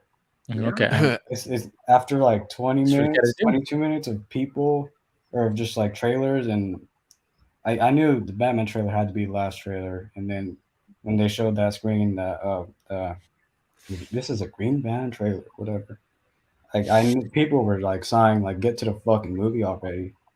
But this is the trailer that played, and you got just the audience was just Losing like their the shit. only trailer to actually get a reaction from them. Yeah. And I was, and yeah, some random girl saying, "Hey, Robert Pattinson's a hottie." So that wasn't what. It is kind of. I mean, Twilight It is kind of strange. The fact that, like, I mean, if I were to travel back in time to 10 years ago when I watched the first Twilight and I was shitting all over it with my girlfriend at the time, and I'm like, what the fuck is this? And just going, I wish I could just show up and be like, he's going to be Batman and you're going to fucking love it. And then disappear and then be like, what the fuck was that? Because it's like, it's surprising, like, holy shit, like how. I was like totally shitting on the first two Twilight movies. I didn't see the other ones. I only saw the first two, and I just shat all over those ones. And I'm like, fuck Robert Pattinson. Look at this guy. But then all of a sudden now I'm like, he's a really good actor. He's gonna be Batman, and I'm excited. I literally have a shirt. I wore it today, earlier today when I went out. I that Real Anarchy made Battinson. I'm literally walking around in public wearing that Battinson shirt that has the name, and you have his Jim Lee drawing on it. And I'm like, that's rad. What the fuck? It's crazy. You have a nightmare vision you didn't tell us about, Dave. I know. I know. I want to just go back. Dave, you're gonna love Robert Pattinson. You have to go see it. Yes, it's gonna be amazing. Yeah. It would not surprise me if, like, considering how Hayden Christensen is now playing Anakin again in the Obi-Wan series, in the Ahsoka series, that's like people are finally going to realize that no, the prequels were not bad because of Hayden Christensen. They were bad because George Lucas sucks a directing actor. No, he did. Well, he sucked the dialogue. With the exception of the first one, I like the prequel movies. Dave Filoni, John Favreau. It's going to be good. I think he just has like a problem the with third one the dialogue. Even Harrison Ford said that. He says you could write this shit, but you can't say it. Yeah, and he was very spot on when it came to that stuff. You know, I take the pizza approach when it comes to Star Wars. I don't really think there's necessarily like a outright terrible one, but like bad pizza is bad pizza. They're all watchable. They're all watchable. Yeah, they're all watchable. Like, what I'm getting at is there's this moment in the behind the scenes for Revenge of the Sith where it's like Hayden Christensen or Natalie Portman is like, there they are, they're filming the scene where he's like, and where something's wrong. I'm not the Jedi I should be. I want more. But then Hayden Christensen is when they're filming it, he's delivering the lines in a very natural, very solid kind of way. And then George Lucas goes, "Cut. That's all right, George. But that's all right, Hayden. But I want you to give it more feeling." And then he goes, "Something's wrong. I'm not the Jedi I should be. I want more, even though I know I should." So it's the cringe that we remember from the movie. So it's like, no. It's bad at dialogue, and also when he has this tight-fisted grip over the actors, he makes them act it like cringe, like a soap opera. So that's that. By the way, I hate Command. What I love about the Batman trailer, one of the things I love about the Batman trailer is finally, for the first time since the old 60s Batman series, we finally get to see Alfred with a mustache. Because he always has a mustache in the comics. He had a mustache in the animated series, but he never has a mustache live action ever since the 60s. Like in all the live action, Gotham. He's not in Gotham. Michael Goff didn't. Certainly not in Pennyworth. Yeah, he doesn't. Well, yeah. Michael Caine. He's always. I'm not having Michael Caine. Michael Caine. Yeah. I like Andy Serkis' Alfred. Thought he looked dope. Oh yeah, it's gonna be. I mean, and then he's got like an injury or like a scar on his face. Dude. Like, this is a badass Alfred. This is he's SAS and wise. So like, he's seen some shit. Oh yeah. Like, ever since the animated series, there was this idea that Alfred was a veteran of like British intelligence. Yeah, SAS. Yeah, because like, and Michael Caine, of course, like talked about it, and Jeremy Irons looks like it because he's buff, and then Andy Serkis, he's got the injuries and all. And Jeremy Irons' version is supposed to be from that route too. He's supposed to be kind of a hard ass. Yeah. And of course, like I was saying, is like that Colin Farrell, his Cobblepot is like so Robert De Niro. Hey, take it easy, sweetheart. Yeah, I mean, very New Jersey. I got you. Yeah, he is so Robert De Niro from The Untouchables. Like I said, I think it's a way back, and I gave you. He got inspiration from that. Like, for it's sure. that link, like that scene. Can I just applaud Michael Giacchino really fast because that score is just fucking. Right. How about this? How about this trailer where you have the Nirvana and the Junkee score? That is just. And the first trailer made it clear what that theme was. That it was an instrumental for the Nirvana song. It's so weird. Like it's haunting because like that score has like stayed with me ever since. Like like in the middle of the day. Also haunting is the word, but it's perfect because this is a Batman that is in a brutal world that is a detective. Like I love the fact that they're going to explore the detective aspect and more than usual, than ever, really.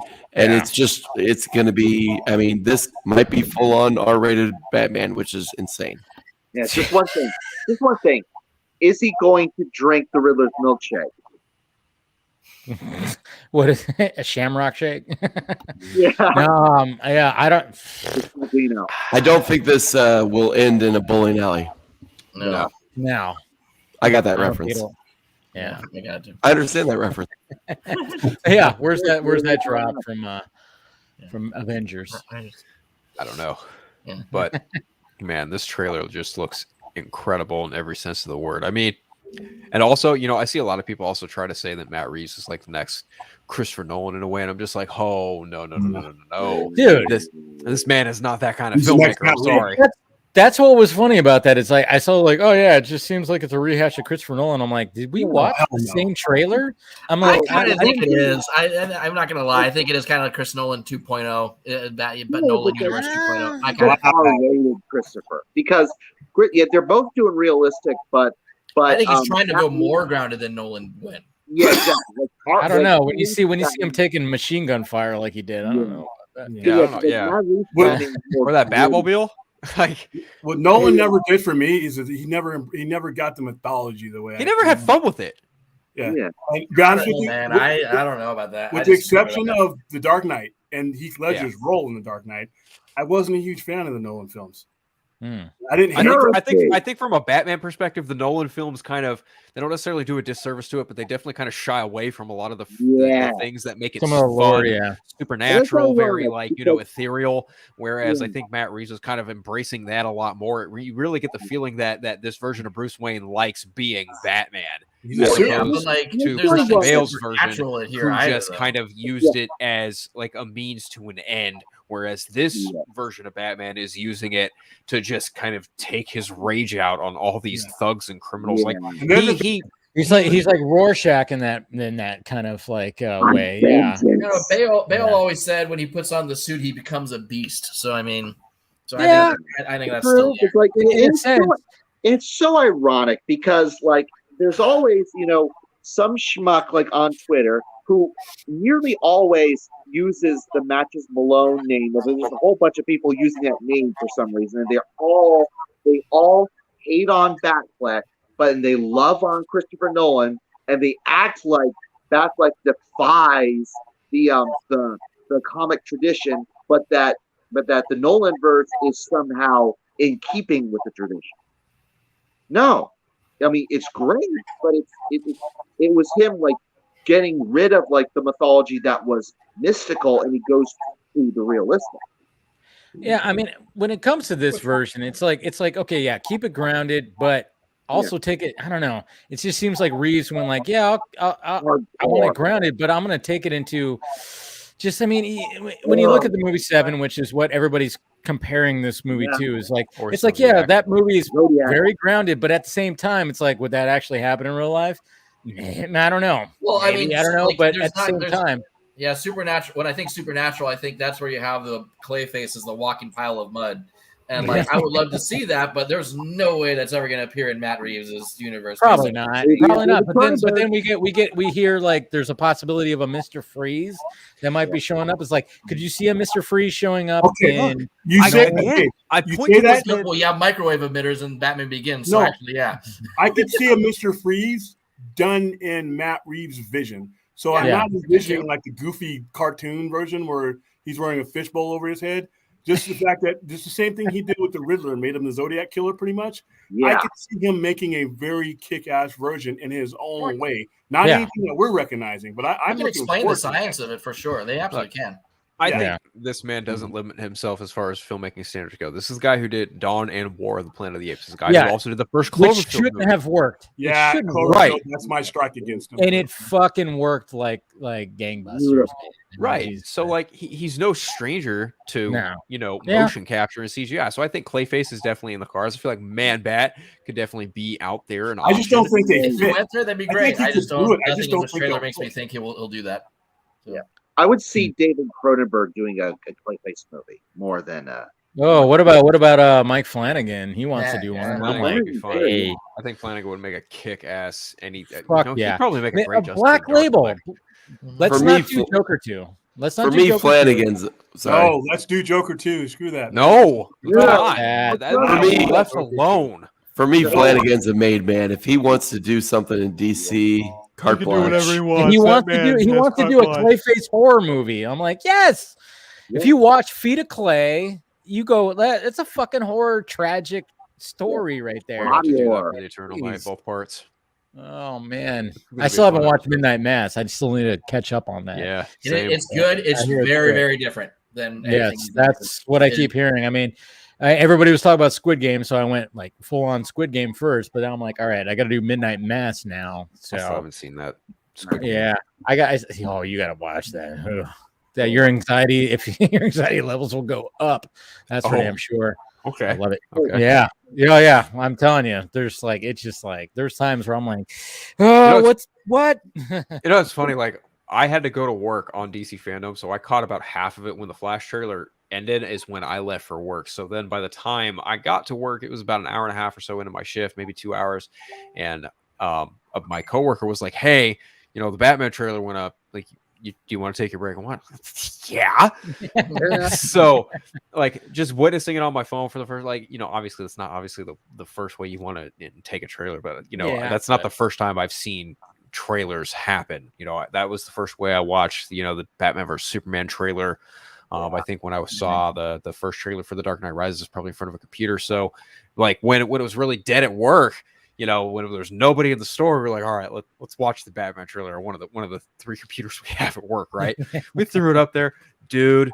That trailer just rocks socks, man. Jesus Christ, man! Just I mean, so damn good.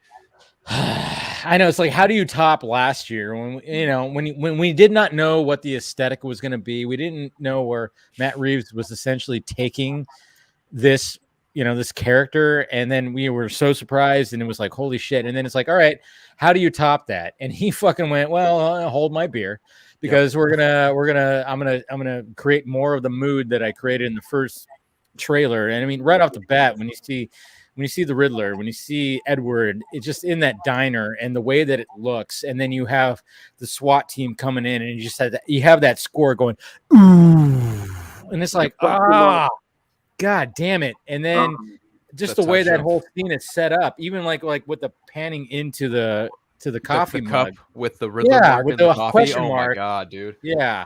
And it's just like, Jesus Christ. I mean, and then just everything after that, and then the full-on introduction of Selena Kyle, and it's like, you're seeing that dynamic. Holy shit! I mean, did you notice that is the only footage of John Turturro in the movie? Is his leg opening the door? That's all it's like, let's get some popcorn. What the fuck's going on? I know. We were talking about that. I think. I don't know, probably the round table. It was like, yeah, we still haven't really seen Turturro. We haven't seen him. We haven't seen Falcone. Like, what the hell's, like, they're like keeping him kind of, in the shadows, and we haven't seen. I mean, but this trailer was mainly it was 100% Batman, Catwoman, Batman. It was mainly that, and like, hey, let's show some Cobblepot, because everybody was blown away by the makeup, and yes, it's amazing. And I mean, I hope people don't get disappointed that he's probably only in a few, a couple of scenes. He's not going to be, but at the same time, he might be having his own series. I don't know what that's going to be.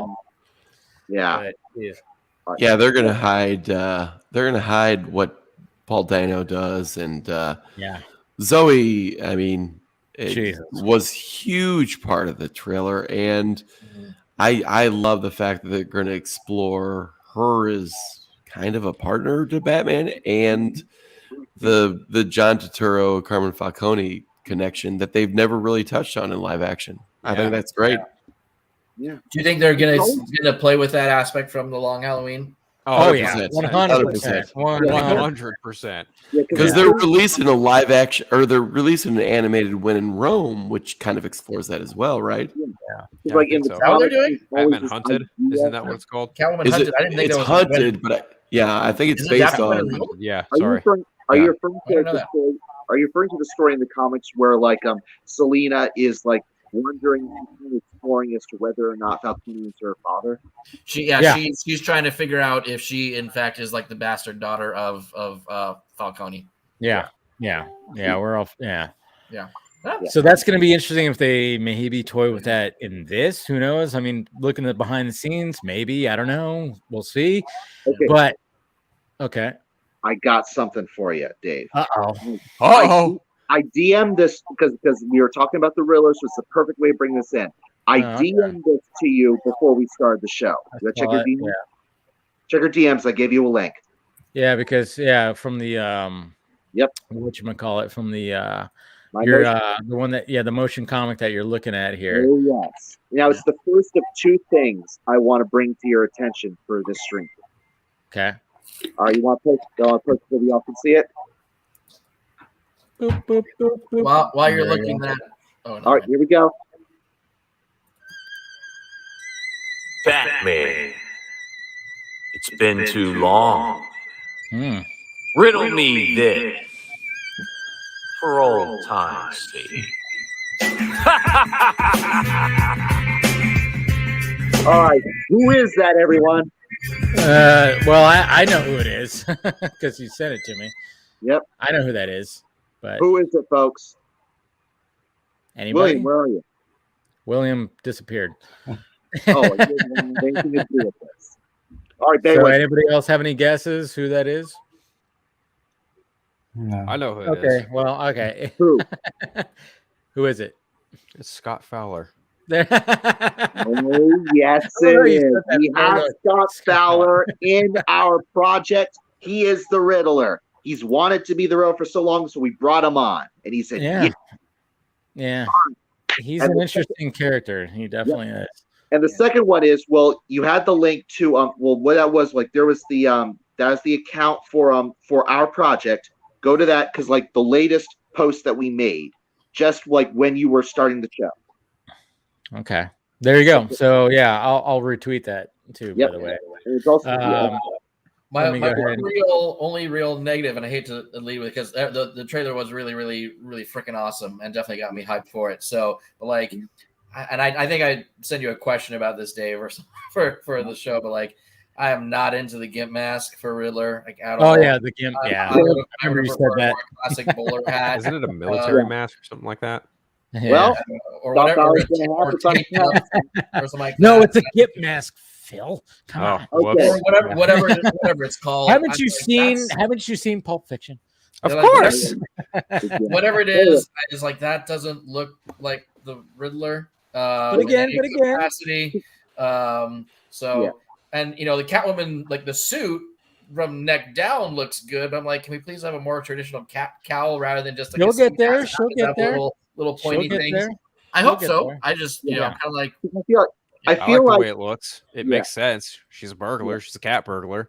I mean, if she's starting out that way, sure. I just hope we get to a more. That's. I mean, I think that's what we're gonna get to. Yeah. And I feel like Riddler is going to have like that's just what he was using for that moment because he needed to. But I feel like as time goes on, when he gets more of a persona, he's going to have like the bowler hat and all that, and go show it as like this. Maybe, but the toys have already been released. You know, the McFarlane toys are. Yeah. But that's thinking, oh, those are going to be the for main the looks first for the movie. for the first movie. We got to remember too. Even Batman's going to get a new suit. You know. Yeah. So. More than likely by the end of the movie.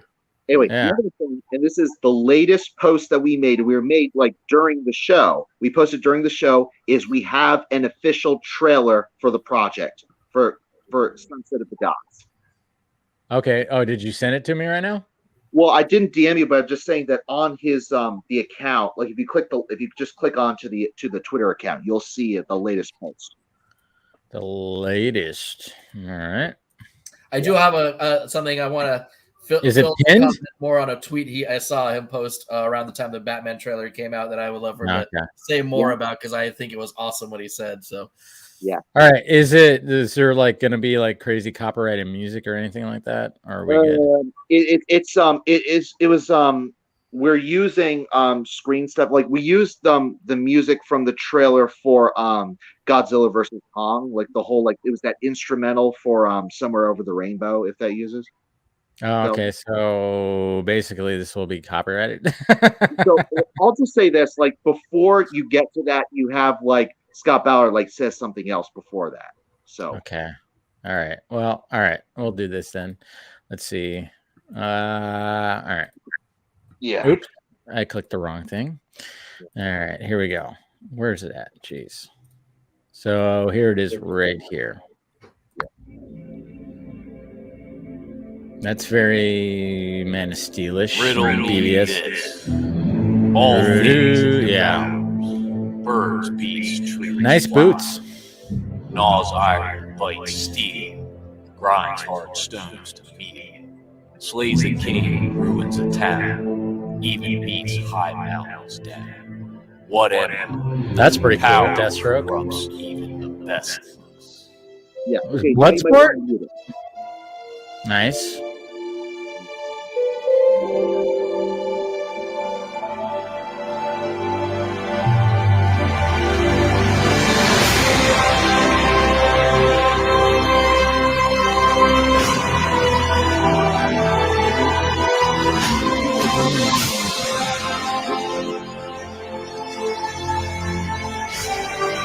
Some motion. Cool. I like, yeah. There's that. I saw that earlier.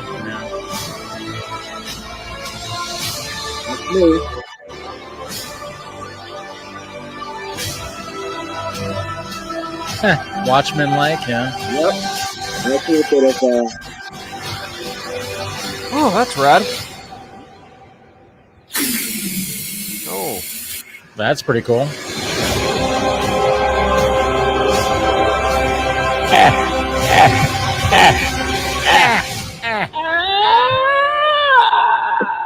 yeah. Nice. Can I? Can I? Right, not too shabby. Yeah. Yeah. That should be interesting. I mean, hey, you know, after the last motion comic, you know, fell through, that actually is showing promise. Yes, sir. That's definitely showing promise. So good job. Good work. Yeah. I mean, when it comes to all that, like how much like coordination and stuff like that, that's got to be pretty insane. It's coordination in the sense that, yes, I'm the one writing out the screenplay because like I've used a lot of my ideas and all that, but we're actually having, you notice that like we were sounding out the call pretty early for the actors to come in because we have like a basic idea, like we have a basic outline for what the story's going to be. But as we bring in the characters, as for the development, when you guys come in, let's bounce some ideas around about the details as to what happens with your characters so we can hammer these things out. So that the actors are coming in and having a say in what happens. Nice. Well, that's good. Get some, you know, input on that. Yeah. That's good. No, I like that. No, it was good. It's a good trailer. Yeah, I like the animation. Like, yeah, Batman fighting Deathstroke in there, right? Was that what I saw? Did any of you like notice? Like Dave probably didn't, but I'll get into that in a little bit. Did any of you notice what that riddle was? What he was making? What that riddle that the Riddler was making was a reference to? Say it again. What was the riddle? The riddle was like all things it devours. And then he goes into like some details as to what all things it devours. That is a reference to The Hobbit. It is the last riddle that Gollum gives to Bilbo. Interesting. All right. Yeah. It's going to be interesting. It's definitely going to be interesting. Yeah, you guys are making some good progress on it. You know, as long as you're not tracing, right? No. No tracing, or at least if you do, admit it. The artists that we brought in, we sounded the call for actors, and we sounded the call for artists that are because the fandom is filled. The Snyderverse community is filled with artists that wrote this. Was okay, absolutely. Guys, come in, bring us what you can do. There you go. What they're giving us. No, I'm looking forward to it. See what you guys do with all that. No, it's really good. It's really good. So thank you for sending me that. Yeah. So guys, check that out for sure. Going back to the Batman trailer, like, yeah, I think we can all collectively agree that this movie is going to be something pretty crazy and magical and whatnot. And, you know, I'm kind of curious of like, there's certain things in there and I want to even like dive even deeper. I might try to do that when it comes to like a breakdown video of the trailers. I don't know. I'm kind of toying with that idea, but because like there's just the first trailer was like, all right, here it is. This is what this Batman's all about. Then when you watch this trailer, you go, okay, we have Batman. Oh, we lost Eric. We have Batman that is like, there's like a part where he's like leading people out. There's that beautiful shot where he's like, you know, it's like looking overhead where he's like leading people to God knows what. Jacob had to leave. Yep. Also, by the way, he just said that in the private chat. But I'm like, man, he's leading people out. Okay, Eric's back. Leading people out, and then of course he's all muddied up and everything like that. And it's like, all right, what is happening right there? Yeah. Is that something that the Riddler was like when he was like, what did you do? And it's like, does he have what have you done? A lot of people? Yeah. Does he have a lot of people just like held captive somewhere that Batman and everybody has to figure out where these people are and are they important? Is there something that has to do with the Court of Owls? I mean, God damn it. There's so many things that I'm just like, so fucking looking forward to, man. By the way, I can't help wondering because you know those guys like those goons that of course Battinson like beats up and goes like I'm vengeance and all that. They got like Yeah, they've got Joker that makeup. exactly. They've got that Joker-ish war paint on Yeah. their faces. So, So like, is there a joke?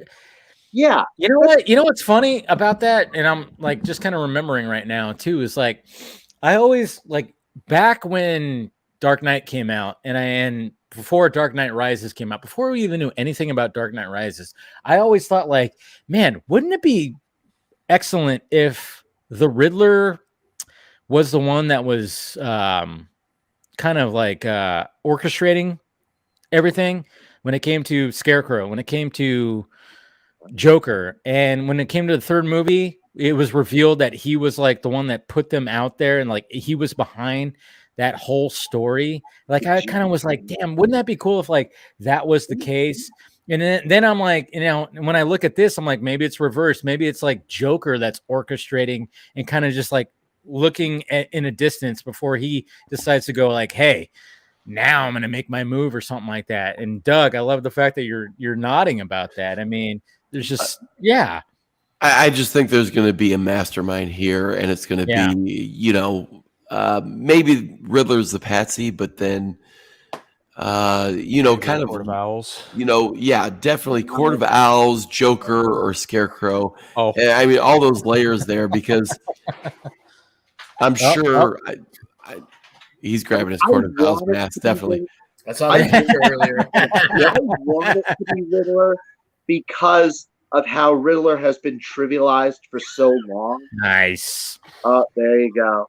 There's the mask right there. I mean, Court it of just Wings. seems like the right way to go is like it's. I mean, but then you got the joke. If like the Joker's also like in another sanction of it, like kind of watching it, but like the Court of Owls is trying to orchestrate this stuff, and it's like, oh man, there seems to be some kind of unknown or unwritten history of Presence. Gotham that they're gonna like Yes. play with too. Well, yeah, when you look at that scene where he's literally got everything written down on the ground, and I love the fact that Matt Reeves loves that shot of just directly looking down at things. That kind of shot. I mean, we've seen so many shots of that. You know, even the shot that I was talking about where Batman's leading people out, it's directly looking down. And then you have a shot of Bruce Wayne in it, you know, and I love this too, that he's in a Wayne Manor that is not well kept up. You know, it's like, you know, it's like it's just a Wayne Manor that is just kind of haunted looking, to be honest. It looks like this Wayne Manor is like a haunted house at the, you know. And I love the idea of the Court of Owls against a second-year Batman. It's like I'm working because my he's so out of his element because I'm working my ass off and I'm still kind of losing this battle. And it's like there's something more than the surface level villain. Yeah, Like, but when he says like the something about his father, I forgot exactly what it says on the ground, but he's you know, there's something Sins that of has my father. It says what? It's Sins of the Father. Yep. Yes, Sins of my father. There you go.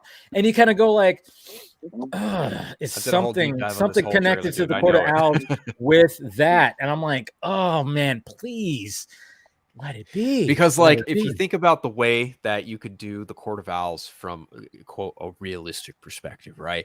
You could definitely have a society of people in Gotham City who've like quote kept tabs on those in Gotham City who could have a pension for having a, you know, quite the money rack or what have you. And like maybe Thomas and Martha Wayne are in some kind of, you know, some kind of deal a la Telltale style, and it's definitely touching on this movie. And that's how also maybe the Riddler is like a cohort of the Court of Owls in some fashion. I don't know. I have no idea.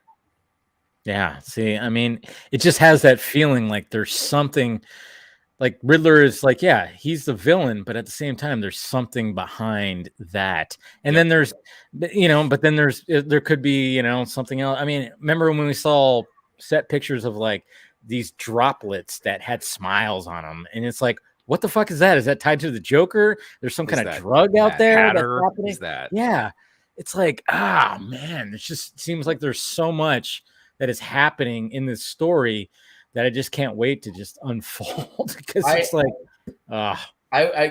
Phil, I want you to comment on this a little bit because I can remember maybe it was a couple of days after the trailer dropped or something like that. There was a tweet that you put out that said like anyone who hated Ben Affleck's Batman, but like love or you know said, oh, he kills or something like that, but loves the Batman trailer and is excited for that is like a total hypocrite.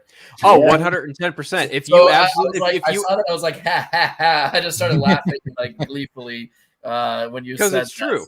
It's absolutely true. Like there's a select few people out there who absolutely berated and just made fun of Ben Affleck's Batman and like downright disregarded it in some regards, but they're all over the Batman. It's like, you are a bunch of hypocrites. Again, these are the same people that will trash Batfleck as like going against who the character is in the comics, and they love Christopher Nolan's films, which I love them too, but it's like it's a completely different take than the comics.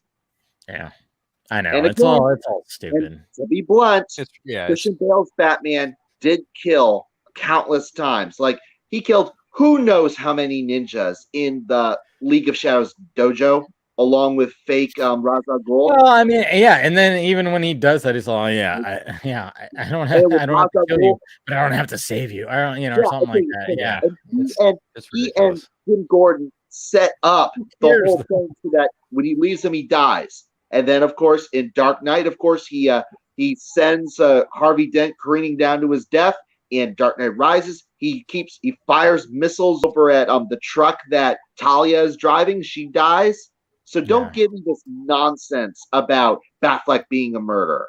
Yeah, no, that whole argument just sucks. It really just sucks.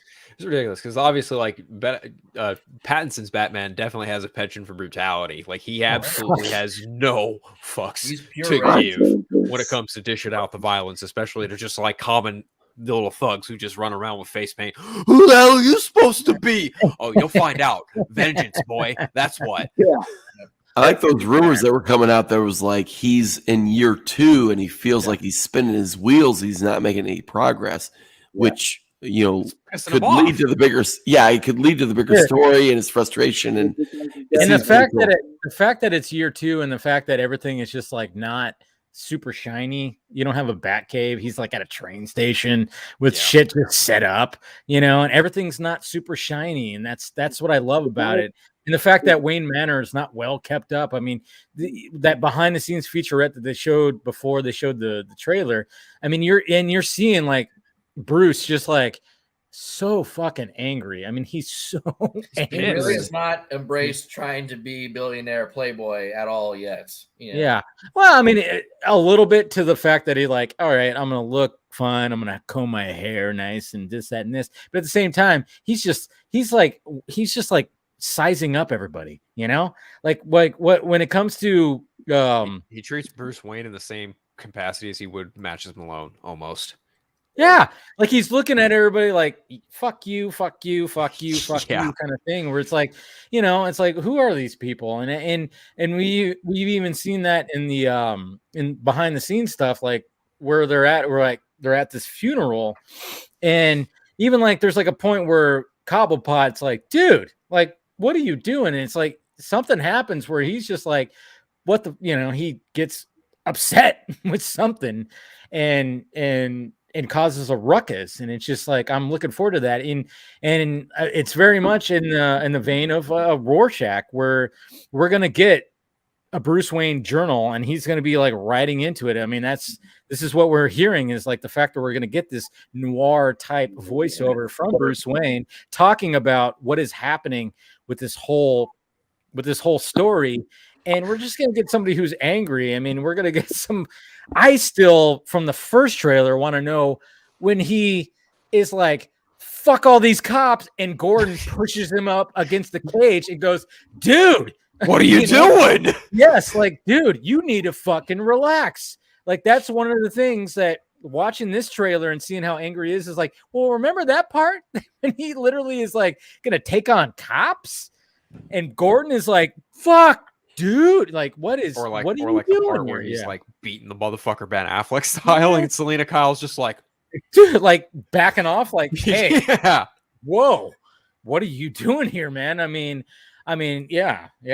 So there's just, goddamn, I'm just so looking forward to how they go into his psyche like this, man. So yeah. Do you think he's gonna allegedly suffers from some form of mental illness? Oh fuck!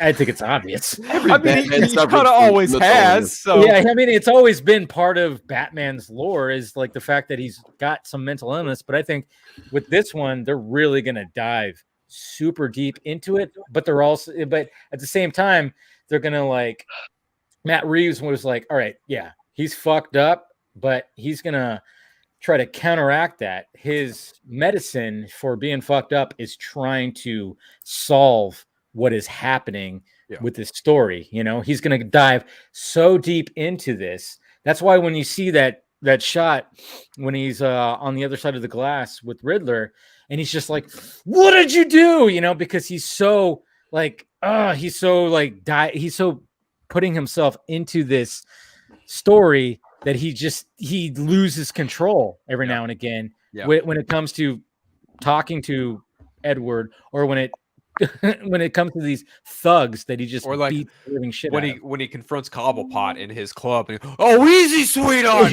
Like if you look close enough, Battinson's got like some kind of baton coming out from underneath his gauntlet. And he's ready to fuck him up. Yeah, exactly. And then even when he's driving, he's just like, he's just like totally just enraged. Like it's almost like he's got full on road rage. Oh, God. You know, we've all been there where you're just like, what the fuck is this? You know, and then he's chasing, you know, Cobblepot, and he's just like, I'm gonna get you. And sure enough, he does not hold back when that happens. And it's I think it was just a great dynamic that we've never really seen is a Batman in year 2, completely out of control, that thinks he's doing good and is beating low-level villains, and you think that would do good for the crime of the city, and there's underpinnings of something bigger behind the scenes. So he's just Sisyphus rolling the rock up the hill, and he's just keeps rolling back on him. And I think it's so intriguing as a one movie arc and as a 3 movie arc. It's like you find out the villains behind the scene, whether it's whoever it is. It's compelling, and it looks like there's really something fleshed out here.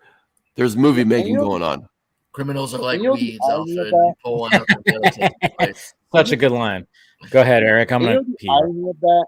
And you know the irony of that, Doug. Look, what you said about Batman Year 2, where he's being like kind of a bull in a china shop, a bit of a thug almost, and is like thinking he's doing good, but he's like being a bit of a thug. It's like that really reminds me of that's pretty much what Frank Miller was going for in the whole all-star Batman and Robin that Frank Miller was doing, and that arc that he wrote was given like so much grief, and there's like, well, that is not Batman. And Frank Miller himself said, well, it's not supposed to be Batman. You're supposed to be thinking that's not Batman, until the very end, where like he and Dick Grayson kind of reconcile. They go to they realize what they're supposed to be and so on, and they like go to the cemetery and they hug and all that. But now you can argue that like Frank Miller arguably didn't do it right, that he kind of went a little bit too far, and like the whole Bruce Wayne being a thug, Batman being a thug, but and then of course like the meme like I'm the goddamn Batman and so on. But even that aside, is like when you get what Frank Miller was going for, well, I feel like Matt Reeves, he understood that, and now he's going to like, okay, I'm going to be doing that, but I'm going to do more of a structured, doing it more of a structured, conscious kind of way, because apparently Frank Miller, like he was dealing with like there were a lot of like delays in the comic or something that in the schedule or something, and he was kind of acting up a little bit with that, but still, it's like whatever happened, he never that storyline never finished anyway.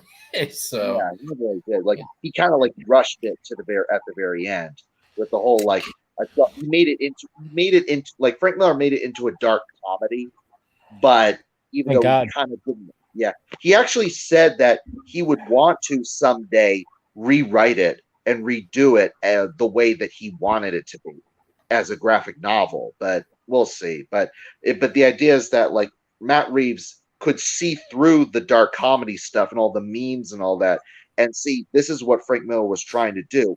Batman Year 2, he's kind of desperate right now. He's trying to do good, but he's like, I don't know how to do this. And then he figures it out as he goes along.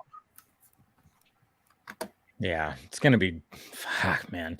I'm just March can't get here any sooner. It really can't. I mean, it's just, and the fact that we love the fact that when it was like, oh yeah, all of a sudden Doctor Strange, like, moved. We all kind of went like, yeah, did they get scared? But who knows? It's Marvel Studios. I mean, when it comes to dates, they change constantly, but at the same time, right now, Batman has March, and I think we're all fucking ready for it. We're all definitely ready for it, and it's going to be something pretty spectacular, and it's going to be interesting to see where they take it when it comes to villains, when it comes to everything, like just the progression of the character, and where the character ends up landing. Obviously, we got a very angry character right now, and it's just like, oh man, like I said, just there was like even a shot in the featurette before the trailer was, I don't know, it's like Bruce is like shirtless and throwing something into like a mirror or something like that, where it's just like there's something that, man, I mean, the anger that this Bruce Wayne and Batman has, it's just nothing that we haven't seen before. And like when we look at Batfleck now, when we look at BVS, obviously, it's funny because that when people were comparing the punching, it was like almost the same shot that we saw Batfleck do, and it's just like you kind of go like, man, Matt Reeves really was going, hey, yeah, what Zack Snyder was doing, that was a weathered Batman that's been doing this for over 20 years, and he fell back into his anger, fell back into the ways of like, when Superman showed up, it's like, hey, fuck this guy. This guy could kill us all. I got to fucking go after him, With Matt Reeves, we have a year 2 Batman who's also fuck everybody. Fuck you. And everybody, it's like, it's like we're getting almost a same kind of Batman, but we're getting a year 2 and then a 20-year Batman, but almost at the same kind of in the brain where it's like, fuck everybody kind of thing, And that really just underlines like what we were all kind of hoping. Like when Robert Pattinson was cast, we were all thinking, hey, he looks enough like a young Ben Affleck to be passable. So we were all hoping it was going to be a prequel. Kind of hoping. And that would have worked. It would have worked as a prequel for exactly that reason, a nice little bit of parallel, but it didn't work out. So it didn't work out. So here's Dave, sorry, go ahead, Doug. I was just going to say, Dave, you were actually talking about exactly what is so compelling about Batman. He talked about the archetype of the people living in the white and the red and the black, and the white is the innocence of youth, and the red is the anger of adolescence, and the black is the acceptance of adulthood. And Batman has been living in the red so long that's where we meet him in Batman vs Superman. Robert Pattinson is like engaging in the red, like he is in the red. He's in the beginning of his career, and so you're exactly right. Yeah. So here's something I was thinking of as you were kind of talking is, do you think Matt Reeves's films is a place where he could introduce a Robin and show how Robin kind of creates that balancing aspect for Batman? Because we saw Justice League when Bruce started tracking down all the other, like having the other Justice League members sort of seemed to balance him out, or at least the mission to find them sort of seemed to balance him out from where he was in BVS. Do you think Matt Reeves could go there? Do you think Matt Reeves is just going to focus on early years Batman, and then whoever the next director is gets to play. No, I think to me, I think that Matt Reeves does want to expand that universe, and it's going to be interesting to see how he does it, because us reading the source material for years and years since we were kids and stuff like that, we see one way of doing it, but to see, it's just fucking Matt Reeves again, the way that he took that Apes universe and made it work when it shouldn't have worked. Because I always say that, because every time when I see like the old Planet of the Apes movies, like, yeah, that was good for the time, but you watch it now, it's cheesy as shit. And even when Burton tried, it was like, okay, yeah, interesting. But when you have that established that first movie, I always forget who directed the first I movie. think it was like Rupert Wyatt or something like that. Something like, yeah, I forgot. I always forget. But then Matt Reeves went, all right, well, I'm going to take it this direction. And it shouldn't have worked because it's Planet of the Apes, but he made it work so well. And then it's like, so when it comes to him tackling the Bat family and the Batverse, I'm like, I'm confident because he's going to like probably show something that we're like, I'm going to be like, oh, you're going to go that angle. All right. Interesting. Maybe, it's not going to be 100% the source material of like, oh yeah, Bruce Wayne just takes in this kid who was, working in the circus and blah, blah, blah. Maybe it might be something different. I don't know. I'm curious to see where he can take that Bat universe and just kind of, even what he's doing right now with the characters they have now, where we're all just kind of going, oh, so you're going to do that. All right. To circle back to the Court of Owls thing, the Court of Owls storyline, they revealed that Dick Grayson was on their radar of one of the people they were going to recruit. So maybe, again, if Bruce discovers who the Court of Owls is, maybe he becomes aware of people they're looking at. And so when he later discovers Dick Grayson, he's like, someone else wants that kid for something negative. I need to help that kid. Yeah, one of the things that we have to, as fans of this content, is like we have to welcome new interpretations of this. Yeah, it can't just be like 100%. Like, yeah, perfect example. Yeah, exactly, and I'm loving that right now. And that book's amazing. And we can't just like be like, oh, that's not the way it's supposed to be. It's like, well, no, it's not. That's why when it came to Snyder's versions of Superman and Batman and stuff like that, it's like, it's not the way it's supposed to be. It's like, no, this is a different interpretation. Like, yeah, you're going to have some of the lore that we recognize, but it's got to go into a different direction. We can't just have the same shit recycled over and over again. Even Tim Burton, and most people don't remember this, but even Tim Burton, when he got to like the backstory of Bruce losing his parents, he completely he made it where Jack Napier. Yeah. And people are saying that maybe Joe Chill was the other guy who was there and says, "Hey, Jack, we got to get out of here." But still, he completely 180'd the whole backstory and in order he 180'd everything. I mean, when you look at Penguin, he changed Penguin big time. Like Penguin was like this disfigured, person, like baby that literally got thrown into a very cold sewer. Talk about fucked up parents, and then got raised by actual penguins. And then you had a Catwoman who was not a Selena Kyle that was just a cat burglar that, just was like, hey, now I'm Catwoman. She literally got pushed out of a window and got bitten up by cats and got some kind of supernatural whatever the fuck. And we all accepted it. Tom Hardy's Bane, The Dark Knight Rises. Jesus Christ. Not even the same. Yes, it was totally, total far cry from what Bane's like in like the comics, even Batman and Robin, all things considered, Tom Hardy's Bane is probably one of the most, unforgettable portrayals of the character for a lot of different reasons, better or worse.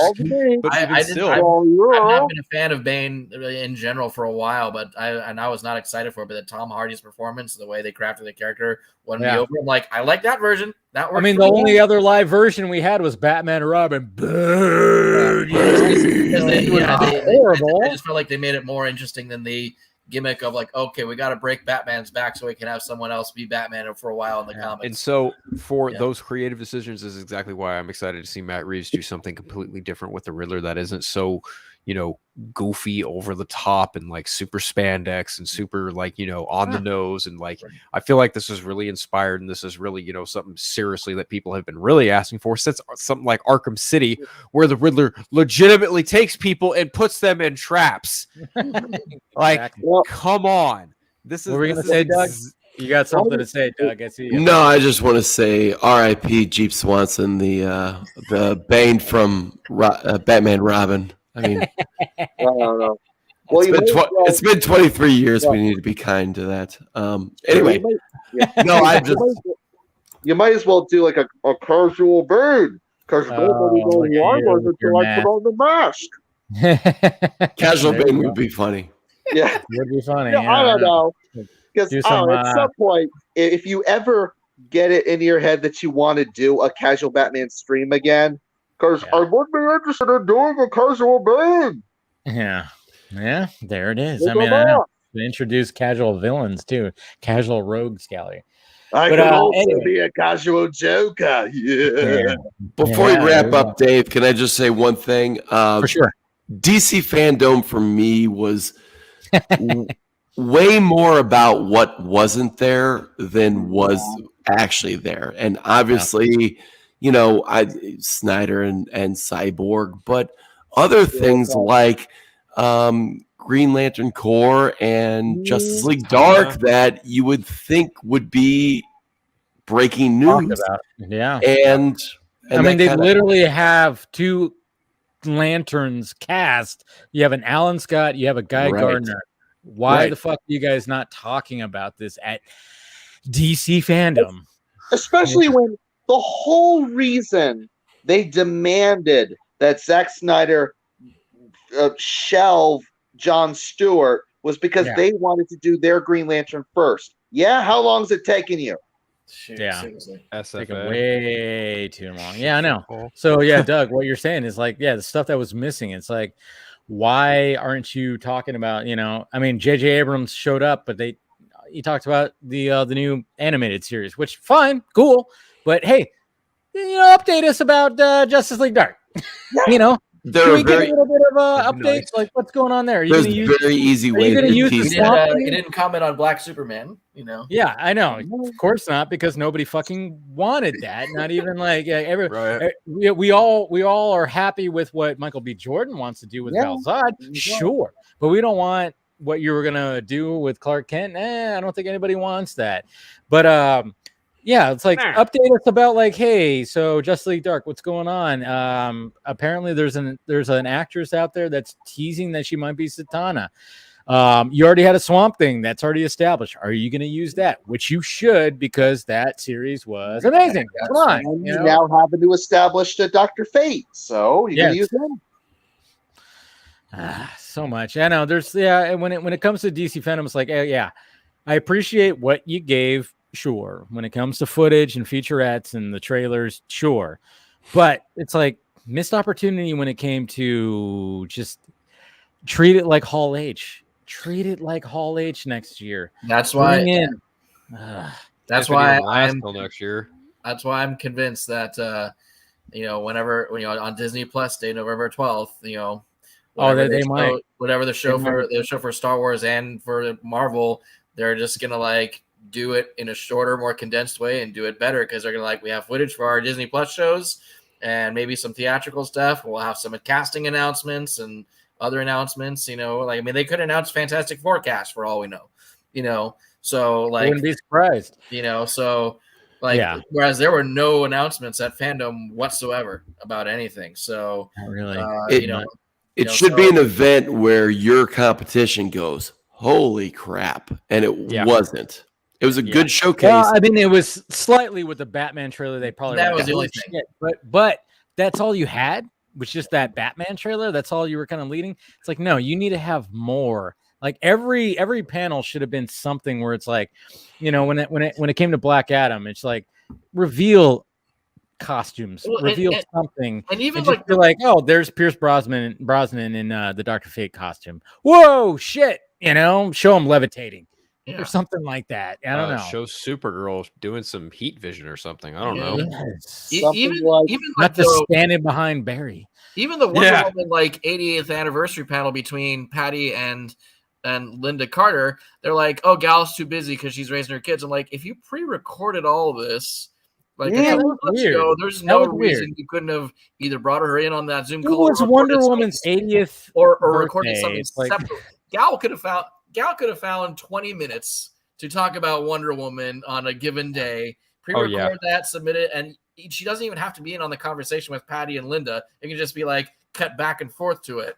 Like there's literally, you literally have no excuse for why you weren't able to make that happen when you knew this event was coming, you know, 6 months ago at least, you know. So yeah.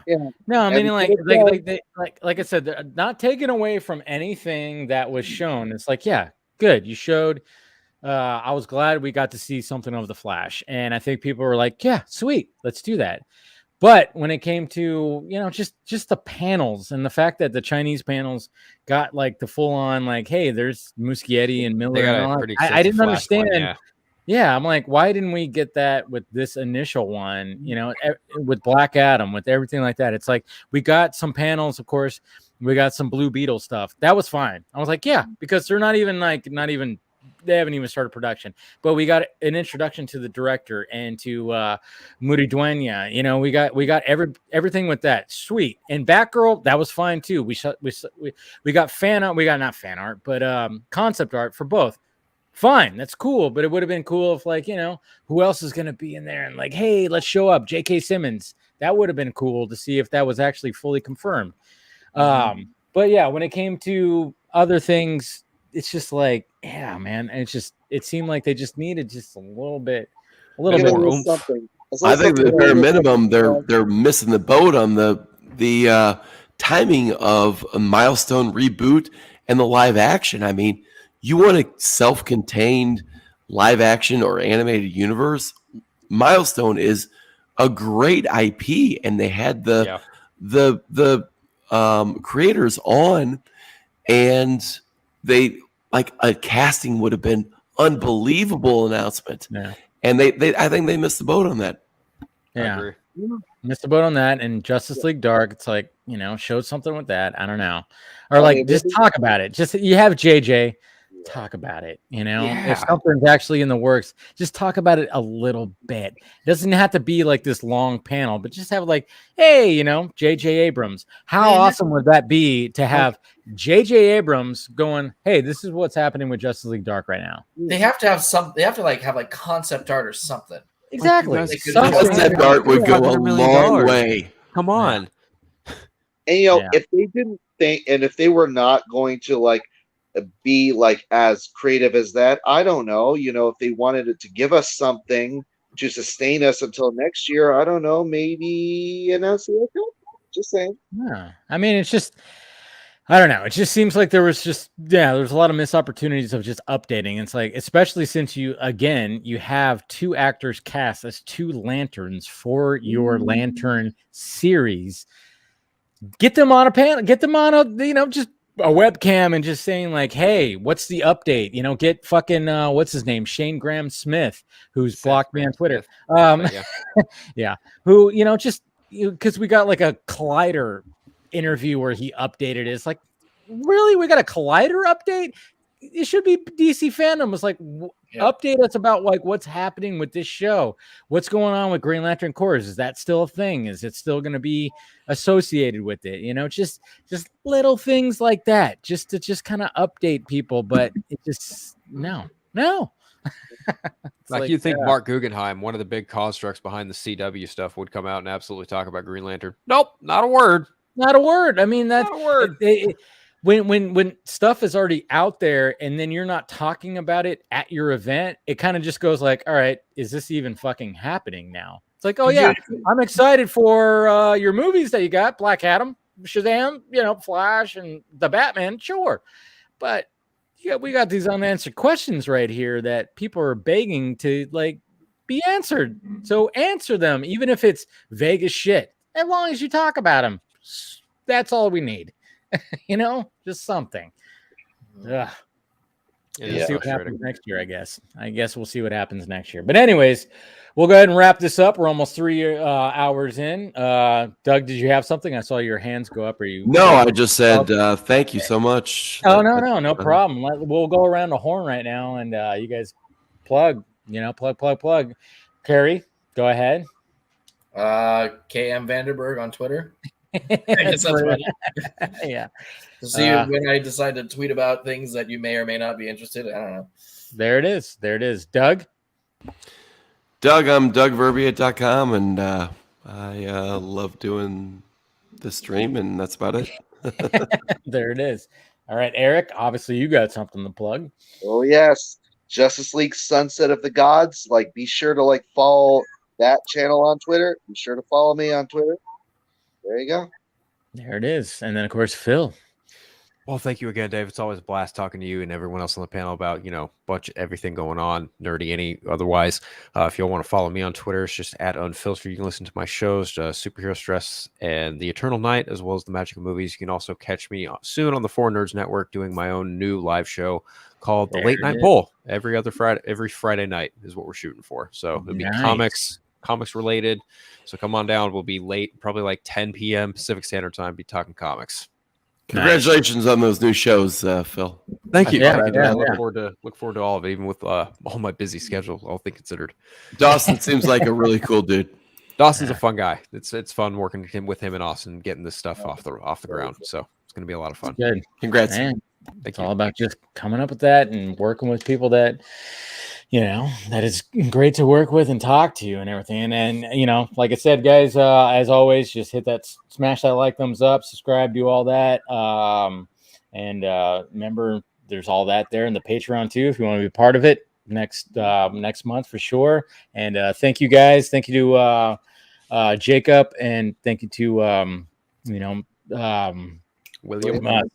Williams. Yeah, I was like, damn, I was like Sci-Fi Center. I'm like, it's the alcohol, guys. That's what happens. No, but thank you for those guys for showing up, and thank you to you guys for the added support, of course, to the channel, to the Patreon. Always appreciative of that, and always fun talking to you guys. And we will definitely talk to you guys later.